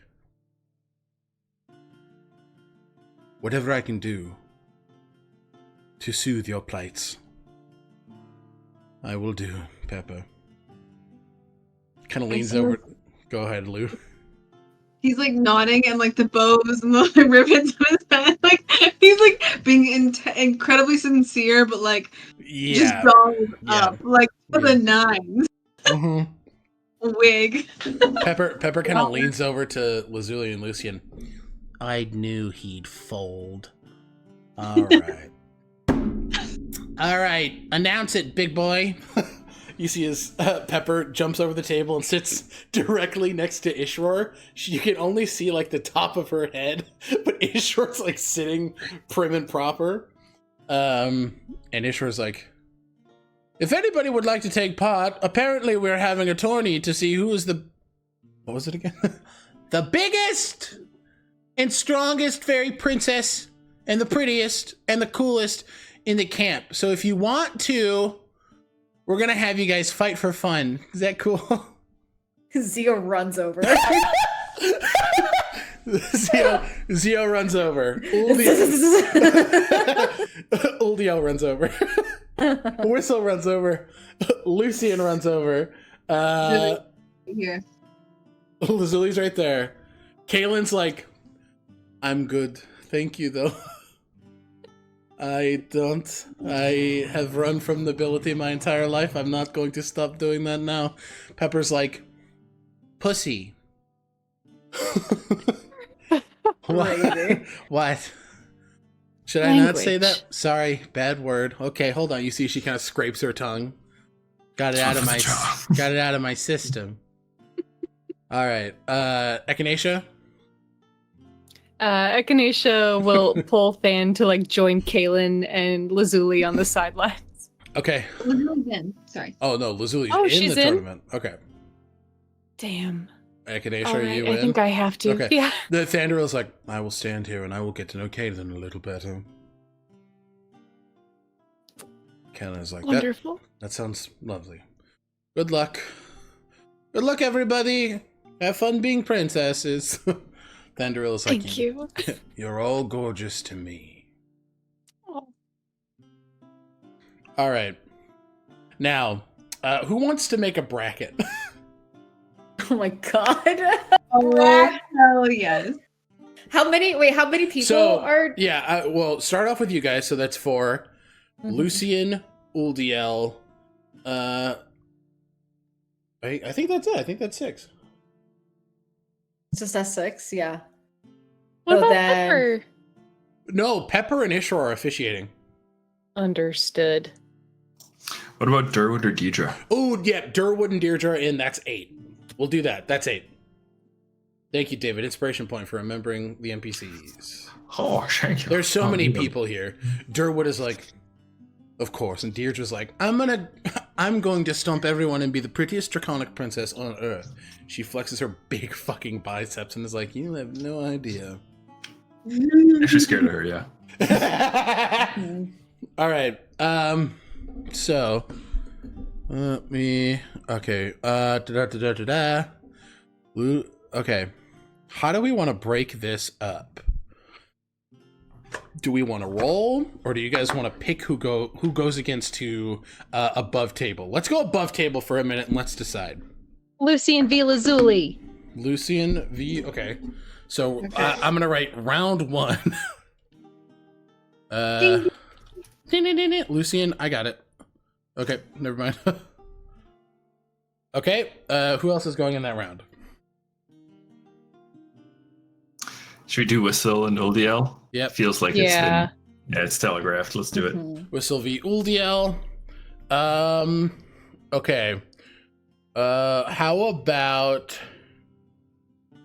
Durwood versus Zio? Okay.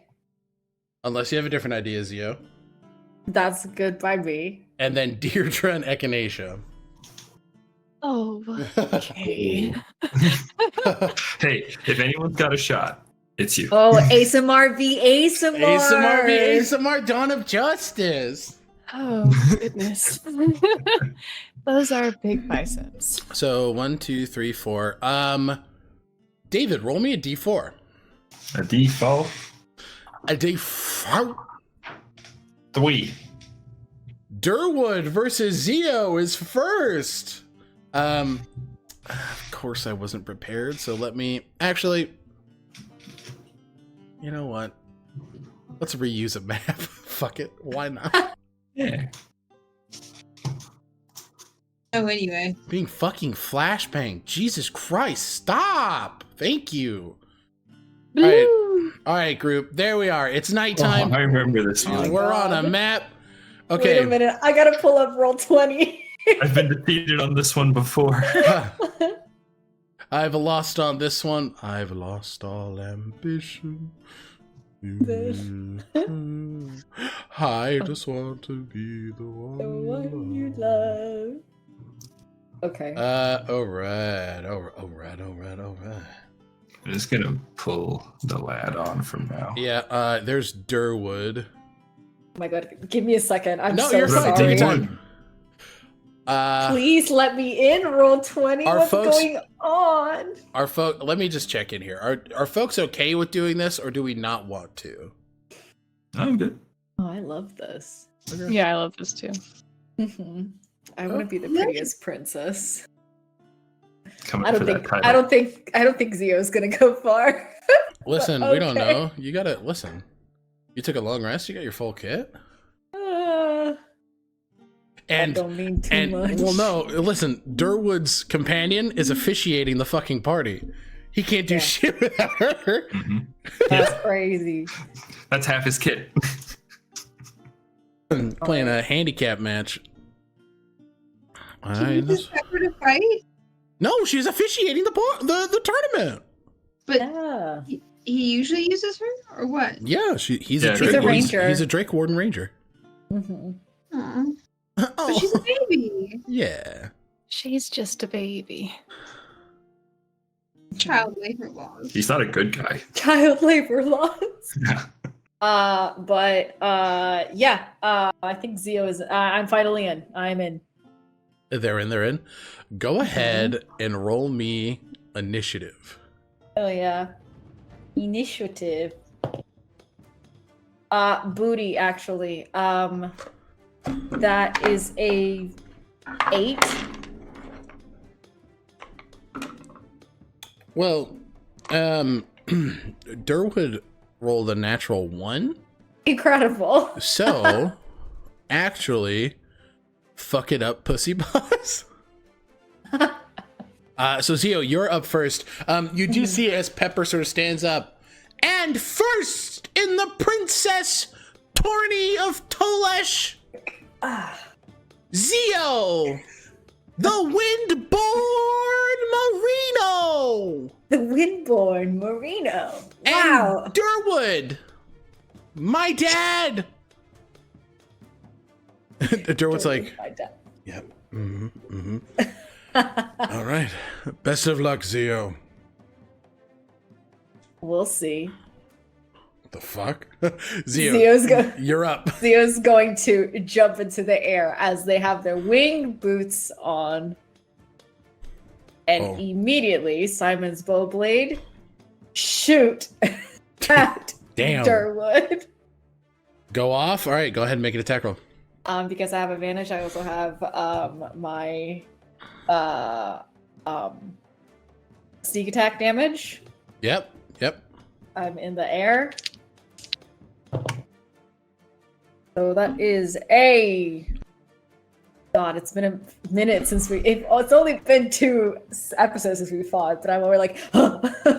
It's Careful, SpongeBob. a 19 to hit. A 19 hits, absolutely. Oh boy.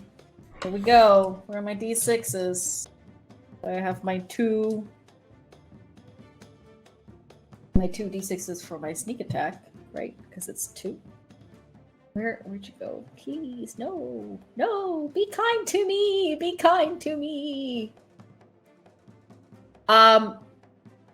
bonus action, Hunter's Mark, actually. Nice. Yep. So there's that. So I hit. So it's a 2 for sneak attack, 2 for the weapon. No, it's 3 for the weapon, and then an additional d8. Yep. For Hunter's Mark. Yep. Hunter's Mark is a d6, I believe. Yes, d6. Sorry. Yep. That's what I meant. You're all good. First attack is 10, 15,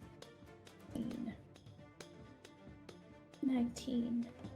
21 points of damage on Durwood.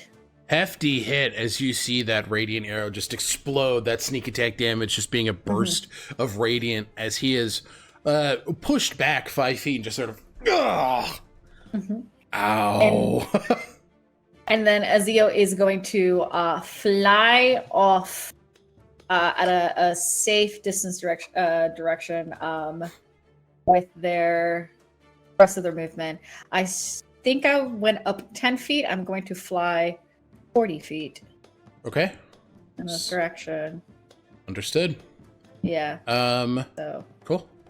You see as with his bow, he looks up and takes a shot at you. And this is going to be bonus action Hunter's Mark on you as well. Oh! How far are you up? Just repeat that number for me.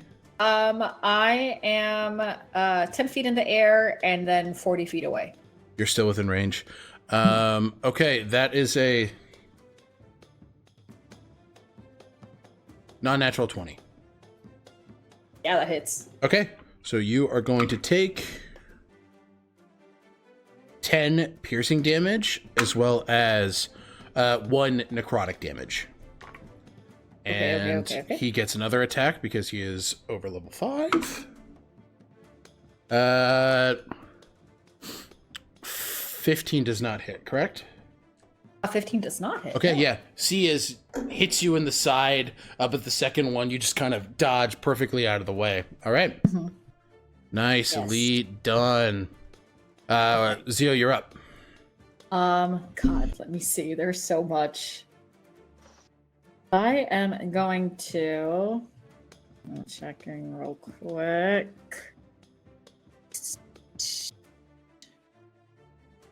Sorry, looking at my most recent boons and things.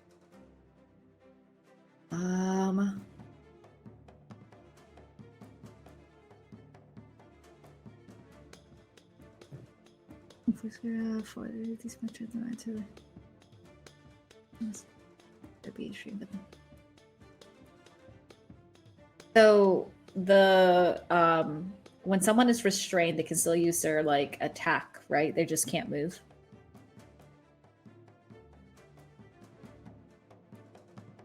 Sorry, one more time. When someone is restrained, they can still attack. They just can't move. When they're restrained, their speed is 0, but they can do other things. Yes. Okay. But then attack rolls against the creature have advantage. Okay.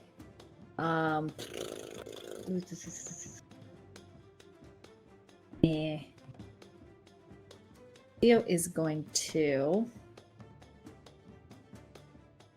Oh my god, I'm so sorry. This you're again. Yeah. I need people to not apologize for taking their turns or for anything that is not anything worth apologizing for. Yeah. Zio is going to use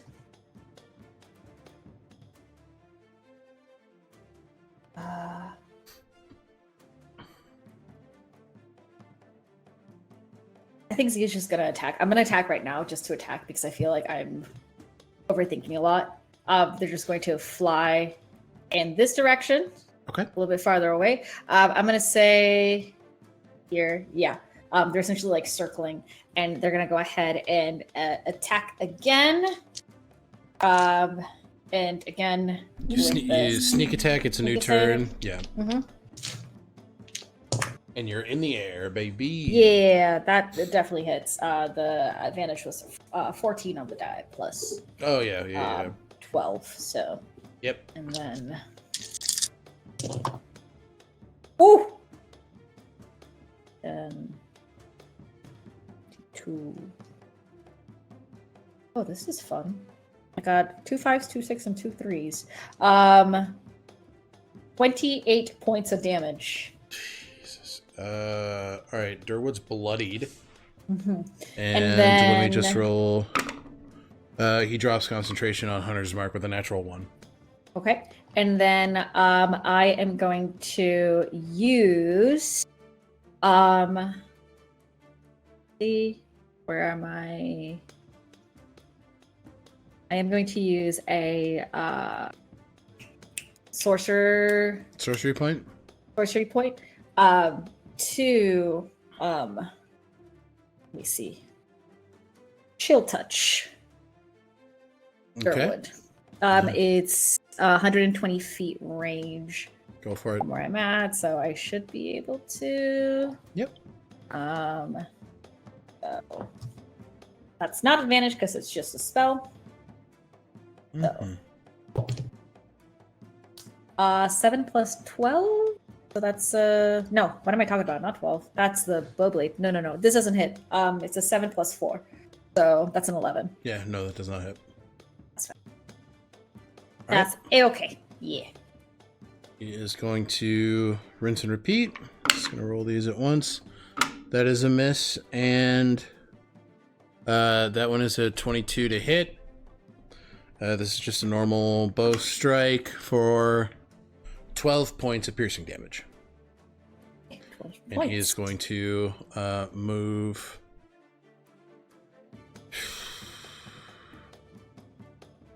right up here. Okay.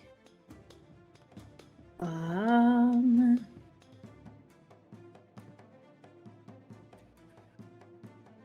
right. Double check.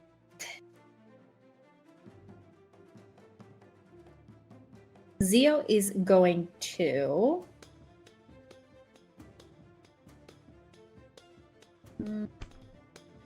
move away. They are flying and cackling as they do. And their full cackle, of course, is in this direction, 50 feet. Understood. And they are going to yeah, they're just gonna go ahead and shoot again. Go for it. Yeah. It's just two archery people shooting at each other. Yeah, that's 17 plus 12, so. Yep. Oh, nice. That's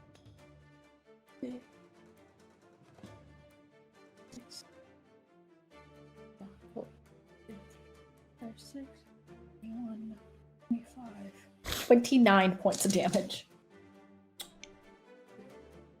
For the sake of time, Zio, how do you want Yes. to do this? So Zio shoots their arrow, the next arrow at at Durwood, and since we are like kind of like moving forward for the sake of time, I think Zio is going to shoot at an area down below where Durwood is standing, and getting maybe in like the foot, but also kind of, since it's like a snowy area, maybe making it so that the ground sort of falls beneath him and he just falls in. You managed to find an area or a spot that an area underneath him is actually like just barely holding on to its solidity. But as soon as you knock the snow loose, he just kind of falls waist deep into the snow and just like, hands up, I yield. And then Zio just like flies by cackling. And then back to the group.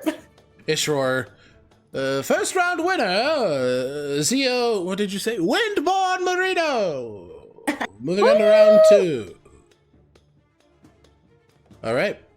Nicely done. And Angie, go ahead and roll me a d4. D4. A 4. Deirdre and Echinacea are up next. Hey. Echinacea looks at Whistle. I think I'm about to get hammered into the ground. Good luck. You're gonna need it. Thank you, sir. And then we'll head out to the field. Not hammered. It is a great axe, sweetheart. Oh, my mistake. I think Echinacea, this cleric, goes to pull out their holy symbol and pulls out a book, looks at it, closes their eyes. Would you like to show me how to do this? And the new Echinacea emerges. It was like, yeah, of course. We're lesson 101. Keep the book open and have bookmarks. Incredible. Go ahead and roll initiative.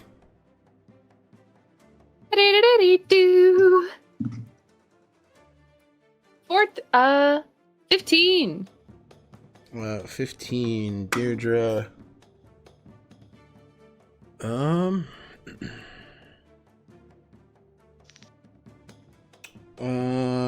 19 for Deirdre. So she will go first. Just grabbing my token. Apologies. No apologies. That only counts for you guys, not me. Crazy. What do you mean?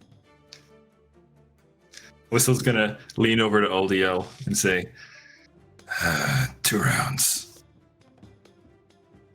I know, Deirdre will do this quickly. Is that what you meant?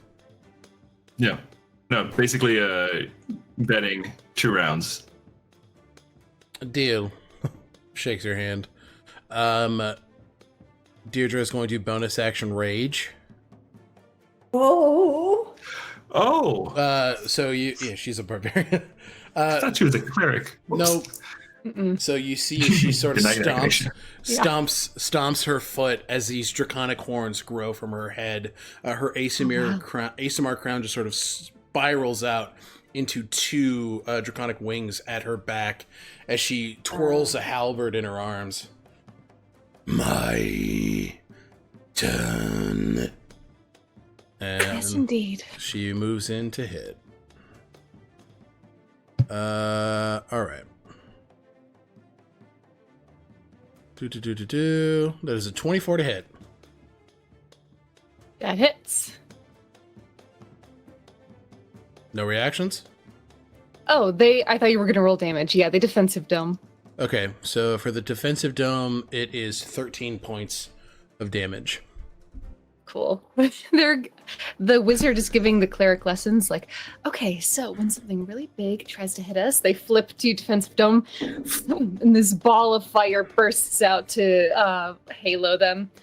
This is what we do to not get murdered immediately. And the second attack is a 13, which does not hit your armor class. It is your turn. It's my turn.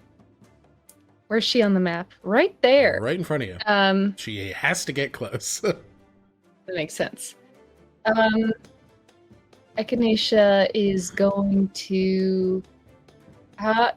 You know what?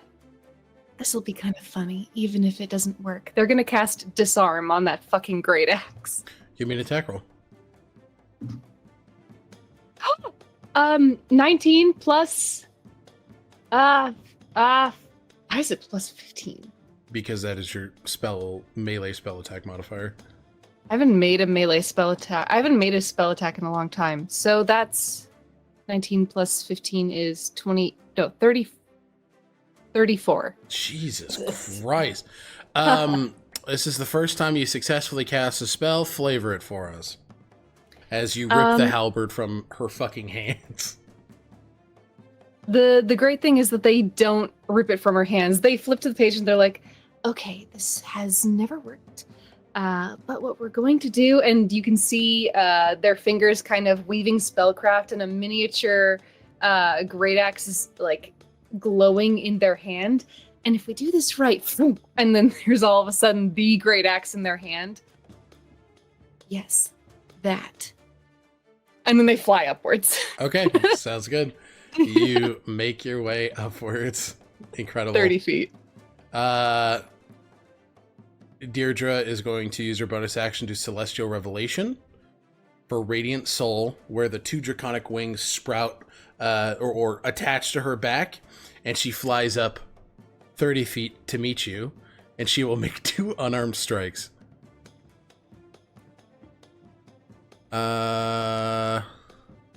Echinacea, that is a 15, which doesn't hit your AC, I believe. No. And a 11. You see as she just punches the defensive dome. Misses. Echinacea drops the great axe. It hits into the ground. Does she have anything else on her turn? Nope. Okay. Gosh, they're going to move first, provoking an attack of opportunity. She will not take it. She won't take it. Okay. Okay, there. They fly over here, and then they are going to say, I've actually never done this to someone flying, and they cast Fireball. Okay. Dex save, advantage. Wow. Okay, cool. Yeah, that is with advantage 3. Oh my god. I rolled Get your new dice. I've she takes rolled 24. 24. 24 fire damage. All right. Yep, she takes And then it. for shits and giggles, Echinacea is gonna pop a Weave's Mend to just start orbiting their head. Okay. And just in case, we can do this whenever we think we might get hit soon, which I do think is gonna happen. All right. The cleric is like, noted. Deirdre's gonna go down here, pick up her weapon, and then how far up in the air are you? 30! She'll action dash upward to get up to you, but that is her turn. Okie dokie. Artichoke.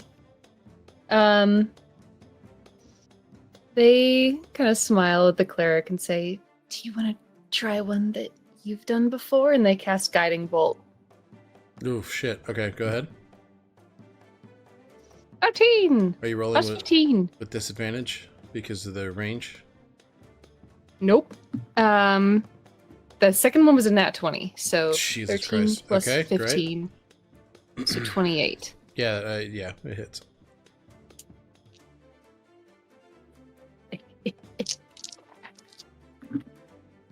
1, 5, 6. And just for note, like 29. obviously the kits have, or the players or the NPCs have like full kits, but I'm for ease like cutting their hit points essentially in half. You don't. Oh, well. Okay, so it's 12, but she's an Aasimar, so it's only 6. It's correct. Yep. Okay.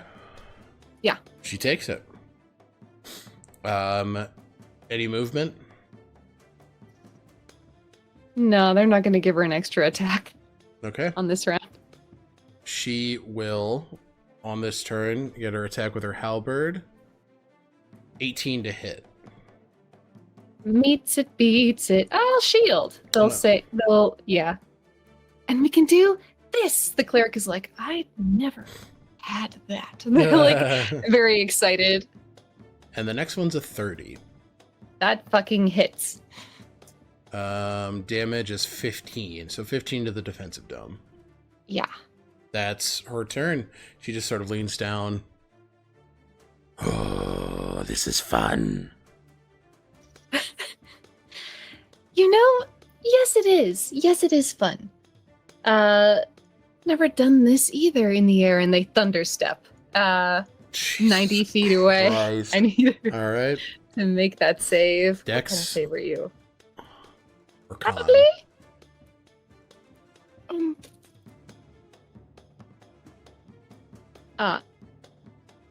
It is a con save. She gets these at advantage. Fuck you. Damn. Altogether, that is 14, which I know for a fucking fact does not beat your spell save DC. 19 thunder damage in the sky. Bloodied.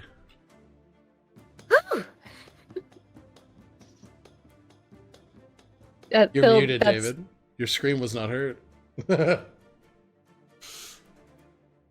your turn? Yeah, that's it. Okay, all she can do is dash here. Jesus, she can't even... You can tell she's starting to get irritated. This is a cat and mouse game, and barbarians don't like cat and mouse games. You just said it was fun. I lied. Oh, okay. Is it my turn? Yep. Yes. Continuing the cat and mouse game because she hits like a truck. Fly over there. And then they're going to... At this point, they're just kind of like dancing with themselves. I need a dex save as they cast Lightning Bolt.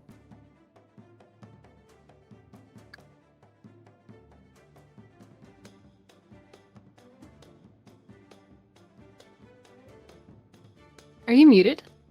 I rolled a 6, it was a 4, and then a 5 on the die.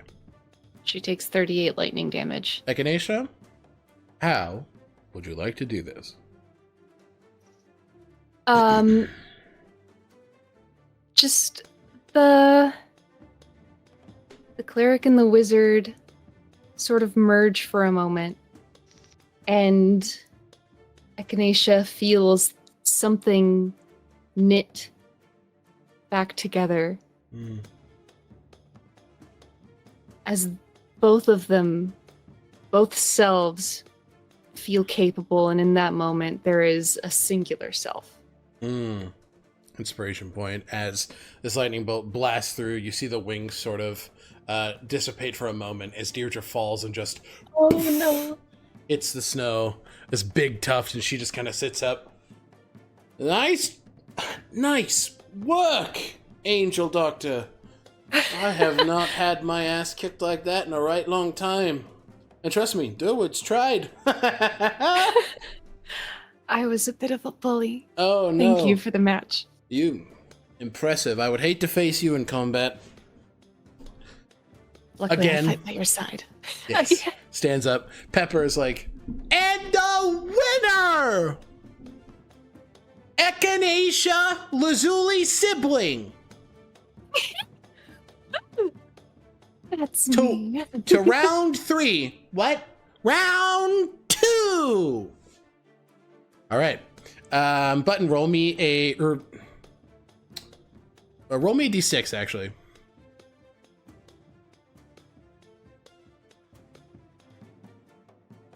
Three. It is time for... you see as Pepper just sort of leans in. And next in the match, Wazuli and Lucian! Oh. for the prettiest princess, and I can't judge this match because I am biased. Ishore's like, oh shit, I suppose I'm biased too. Thandoril and Lucian and Kaelin go, we can do it. You see as they both kind of laugh and like scoot each other out of the chairs. They take the two hats and both don pretty princess attire. Oh my goodness, you're beautiful. Thandoril kind of like throws his hair back, and Kaelin just sort of very Aurora, like Disney Aurora, just sort of, thank you very much. Okay. Lazuli, Lucian sort of looks to you. Best of luck. To me if you can. I'm going to kick your ass. She invokes duplicity. Roll initiative. 1, but +9 is 10. Oh no. You're fucked, dude. This is the one time Lucian's gonna pop off in combat because he got a 23 on initiative. Okay. Okay. It's the fuck you, dude. Wait, why is my map not loading? Come on. Come on, baby.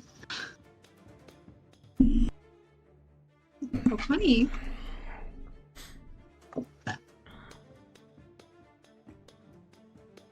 I do like this playful fight track.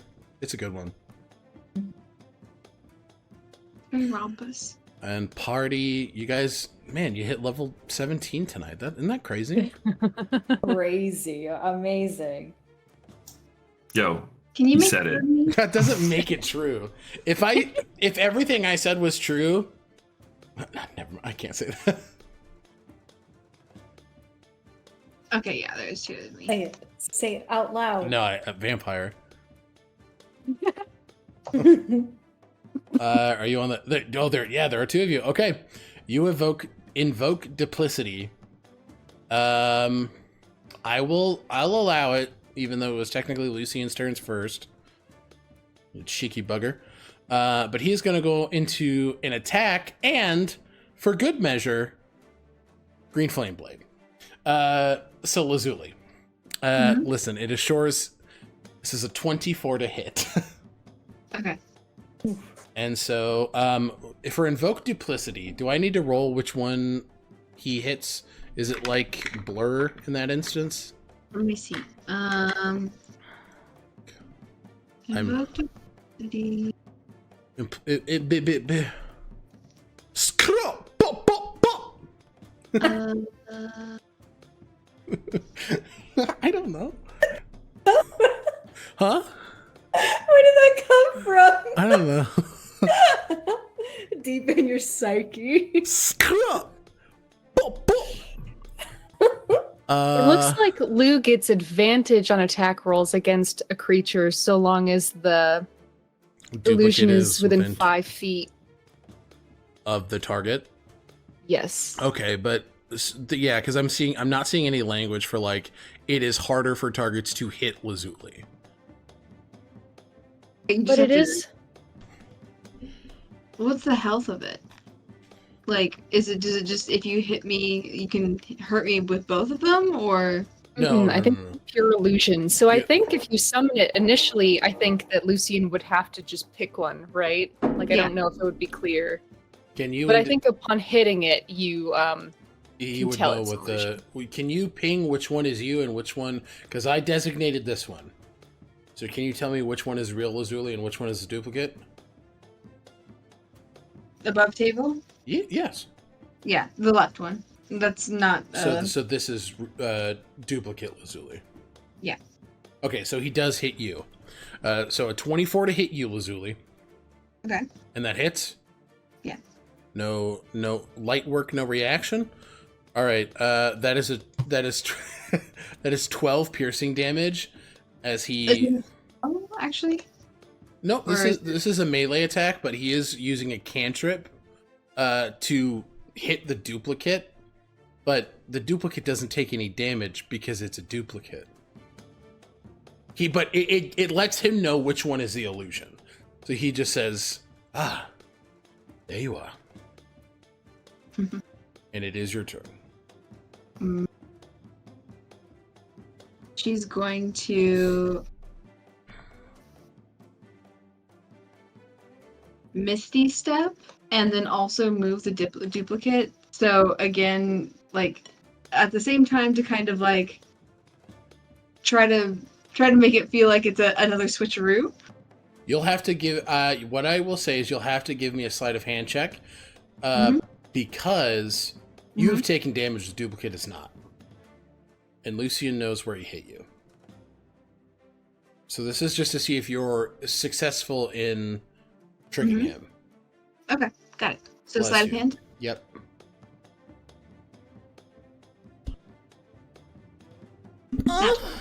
Net. Okay, he does not know which is which. And then let me move. Yeah, go ahead and drop yourself where you are. Well, I want to still stay kind of close because I want. Yep, you want to stay close. And then I have Mystic Step. Is that? It's a bonus action, but it's a leveled spell. So if you have a cantrip you can cast as an action, you can do that. Okay. And remember, you can cast through the duplicate to further throw Lucian off. Yeah. Again, I don't know why I'm helping you. I guess I'm just a real nice motherfucker, dude. Yeah. Except I'm not. I'm a piece of shit. I'll do Chill Touch through the duplicate. Nice. Go ahead and roll to hit. 11. 11 to hit. That's all I got. Okay. Yeah, he just sort of like baps away the ice. Oh, come on, Lazuli.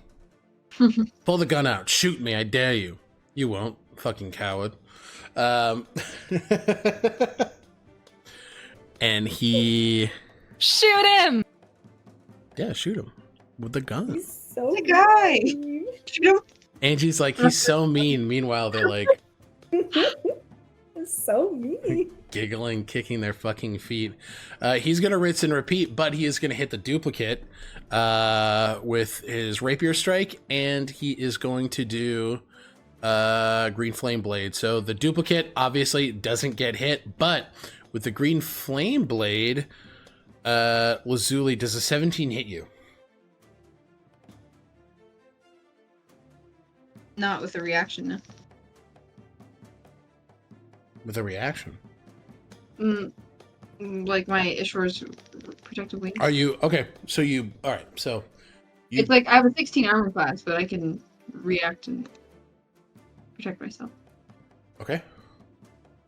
So I'm gonna. Technically, it didn't hit, so the green flame blade wouldn't go off anyway, which means Lucian looks as just, okay, this is fucking annoying. And it's your turn, Lazuli. Okay. Let's see.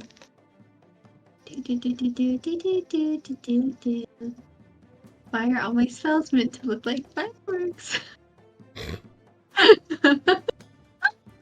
It's almost like I spent a whole bunch of time making him.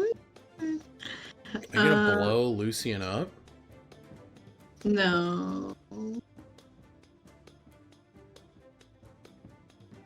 I had one in particular that I was going to use. Damn. Let me look up this one.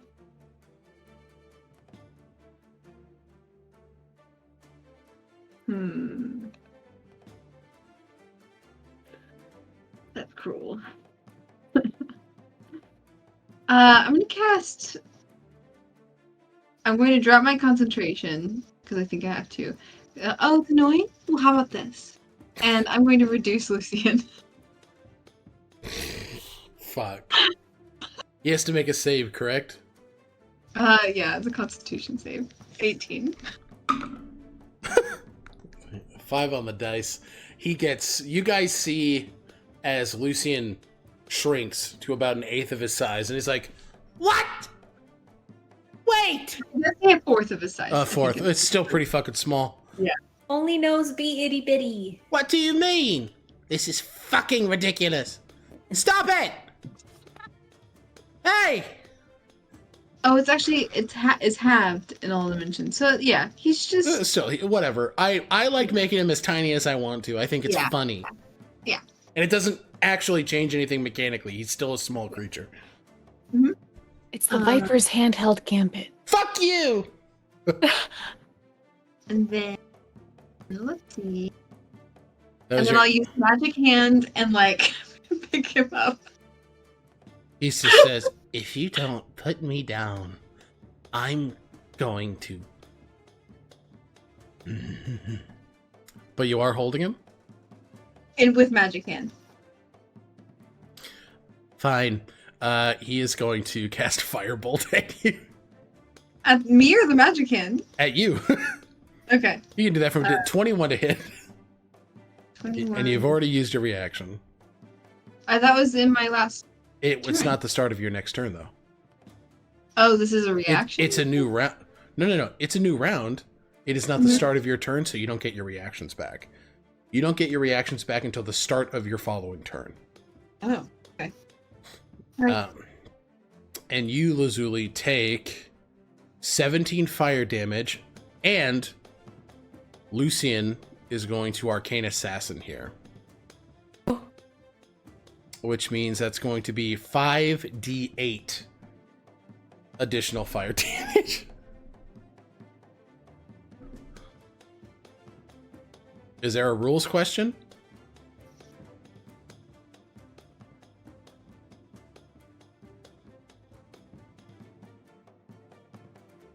I can't remember turn order. I just thought that a round had passed.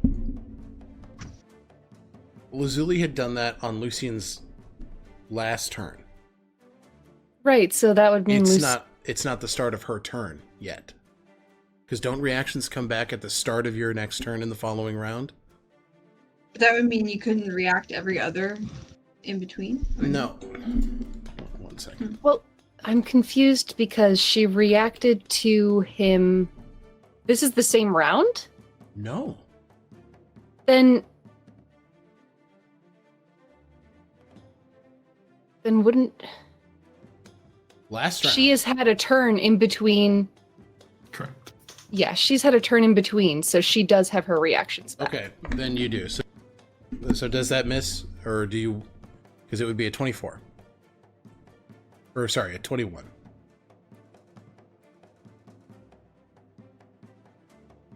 Let me see what Nimble Escape is. For Nope. my... I believe Nimble Escape is when you have to make a dexterity saving throw. When you can spend your action, you put some to add AC until. So it's my Wisdom modifier, which is plus 6. Plus 6, so I mean that would boost you until it doesn't hit. Yeah, so I'll do a 20. Okay. So that'll be. So Nimble. So she's continuing to be flighty. So remove that or heal yourself rather for that that 17 damage you took, please. Mhm. Okay, it's your turn. Did you have any bonus actions? Nope. Okay. Lazuli is going to cast.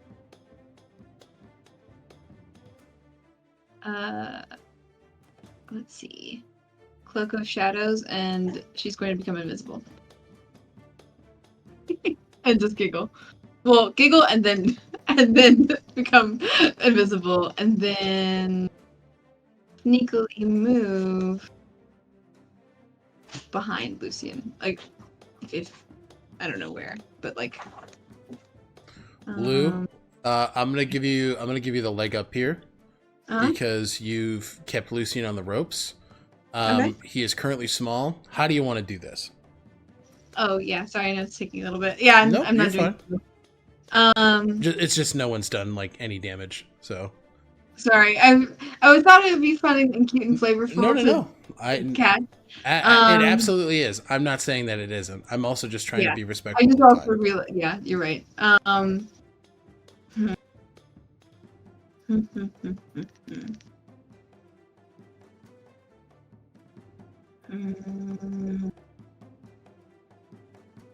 What's Lucian wearing again?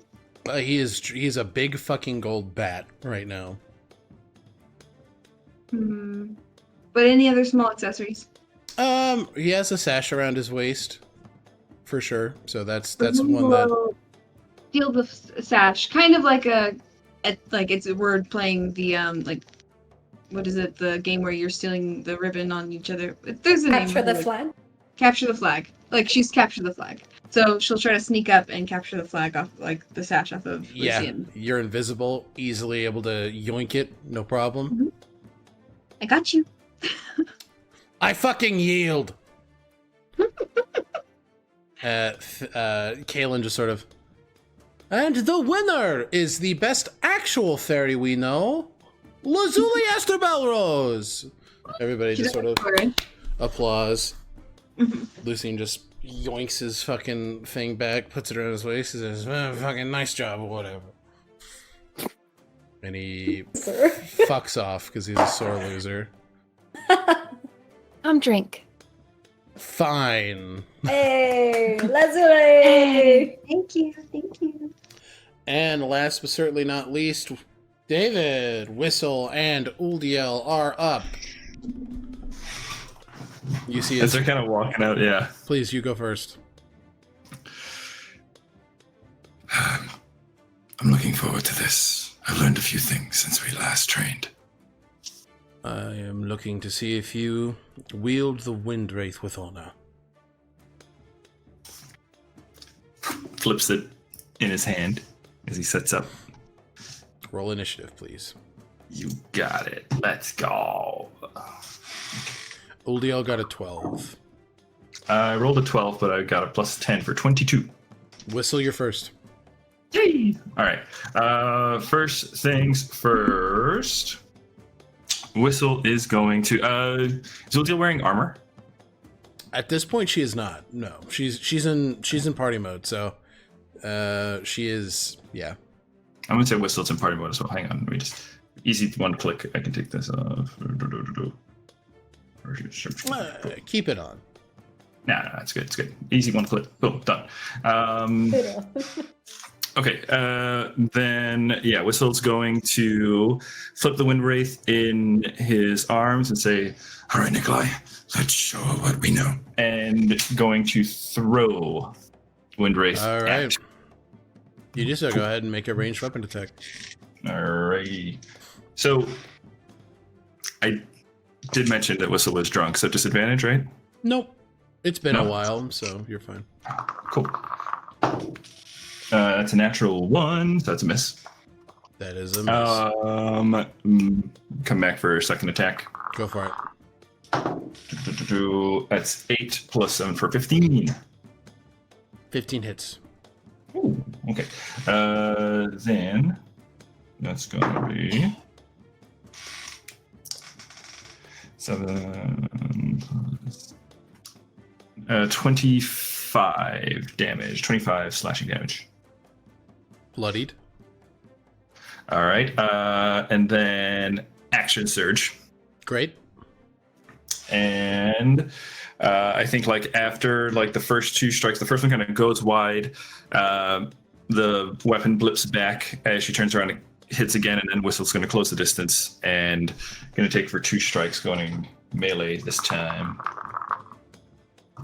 That's a natural 2 for a miss. That's another 15, just Hits. barely skating by. Yep.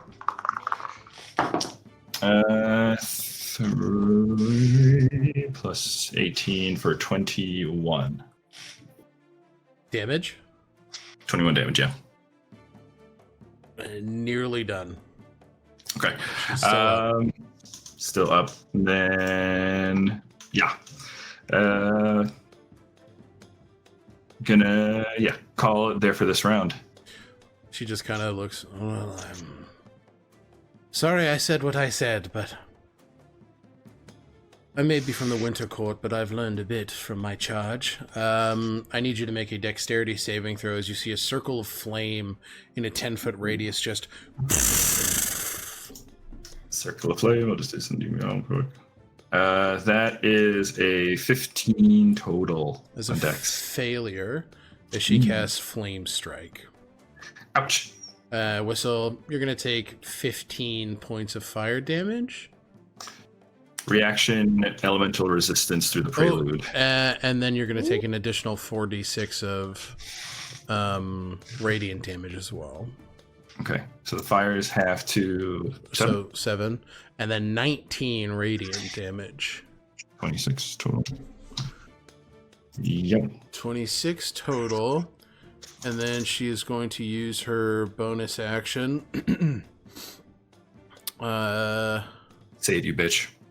Say it, you bitch. She's going to use her face step.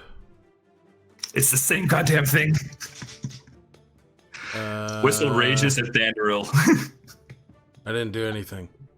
No. But I need a wisdom saving throw from you. Okay.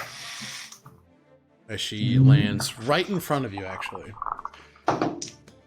Okay, I'm going to Indomitable reroll this one. Please. That was an 8 total, and I suspected this was coming, so... Please. Okay. No, I'm probably still a failure. 13. You are now frightened of Ulio. Yeah. Yeah, that tracks. It's your turn. Okay. Frightened means I can't Your attacks, move towards her. you can't move towards her, and your attacks against her are at disadvantage. Okay, gotcha. All right. Okay, But then your modifiers are stupid, so I believe my modifiers are pretty stupid, yeah. And she's right up next to me. you. Yeah. So, yep, we are gonna go then and try to attack. Disadvantage. Sorry for the heavy dice. I mean, with disadvantage, that is a 12 plus 7 for 19. 19 hits. All right. I'm going to do that. And then we're also going to throw a metallurgist dice on this one. I'm going to need a strength saving throw from her, DC 15. She is going to fail. Go for it. Okay. And just with that, tell me how you want to do this. Okay. She's got, 5 hit points. She's not making that. Okay. Whistle closes the distance with her with the action surge on the last round. She takes a strike at him, and just as she face steps away, just kind of thinking, there's that fucking face step again. I think he'll flip Nikolai kind of like around his torso. Just with one big swing, Nikolai's going to flip around and hit where she appears behind him. And that's going to be the repelling one. So as it hits, it's going to knock her back 15 feet as well. She knocks back and just slides across the snow and just kind of giggles. Just, you are worthy of wielding it, that is for sure. Sits up. Thandoril just sort of, and the winner of this round, prettiest princess, Whistle. Oh my god. Curtsy. Attempted a curtsy. And with the first round of our Pretty Princess tournament done, that is where we're going to call tonight's chapter of Known Realms Tolesh. Oh boy, we get to fight each other next session. Oh boy, oh boy. Before we head out, let's go ahead and outro our players, starting with David. Yo! Hey guys, my name's David. Tonight I've been playing Whistle. Both he, him pronouns. You catch me here on Tales Archived as Whistle or in other fun projects. And you also catch me over at Stealthy Elf Productions, where I am GM for a couple of Pathfinder 2nd Edition games in a post-apocalyptic homebrew world. It's awesome. Check us out. And then I'm also playing Jin, an electric cowboy, in our friend Lycosy Stratus's brand new self-designed TTRPG system, Terra Machia. Hell yeah, brother. We'll see if Whistle gains the title of Pretty Princess next week. Pretty Princess. Angie. Hi everybody, I am Angie, Agonethetic on the internet. You can find me over on Bad House RPG on Tuesdays for Empress of Rage, a World of the Apocalypse full Latina table biker werewolf gang game. It's super fun. And then for the next couple of Mondays of this month of April, you can find me over on Just the Humans channel as we play One Piece Sagas. Super fun. It's been very, very good. Come check us out. tomorrow from the day of this streaming. Indeed. Thank you, Angie. Lou. I was about to speak, and then I realized that I was muted. Hello, I am Lou. I play, not Lucian, is what my brain was about to say. All blues. I play Lazuli. We both use she, her pronouns, and you can find me at Lazelia_art. Thank you, Lou. And last but not least, Button. Hello, I'm Button. My pronouns are they, them. I am Bluebluebutton on social media. When I'm not here, you can find me over on Stealthy Elf Productions in the Unearthed Inheritance Pathfinder 2e campaign, playing Chris. We're in a pickle. And then you can find me on the Dice Cream Sandwich channel in the Astral Academy mini campaign, also Pathfinder 2e, playing Ceres. Awesome. Thanks, guys. And yeah, tune in next time as we pick up the tournament. Bye! Hang out for a raid! Goodbye! Hello, everybody. Thank you for tuning into this chapter of Known Realms Tolesh. This is Alec from the present. Love this episode. A very cute, very cheeky little adventure. Thank you guys for tuning in. Big love to Caroline at Lupine Honey for sponsoring the show. Go ahead and check out their store and use code TalesArchive for 10% off of your purchase. And lastly, we do have a donation link for the Palestine Children's Relief Fund. If you are not able to donate in this time, we encourage you to uplift Palestinian voices, share resources like eSIMs, and educate yourself on the current situation there in Palestine and Gaza. Like I said at the top of the show, I am going to be updating this donation link to include some charities that are helping in other situations around the world. Like I had mentioned, Sudan, Jordan, things like that. So we will be updating that shortly.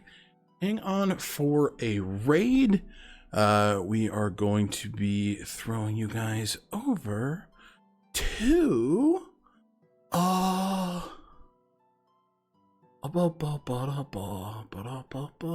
sorry, guys. I'm looking in real time.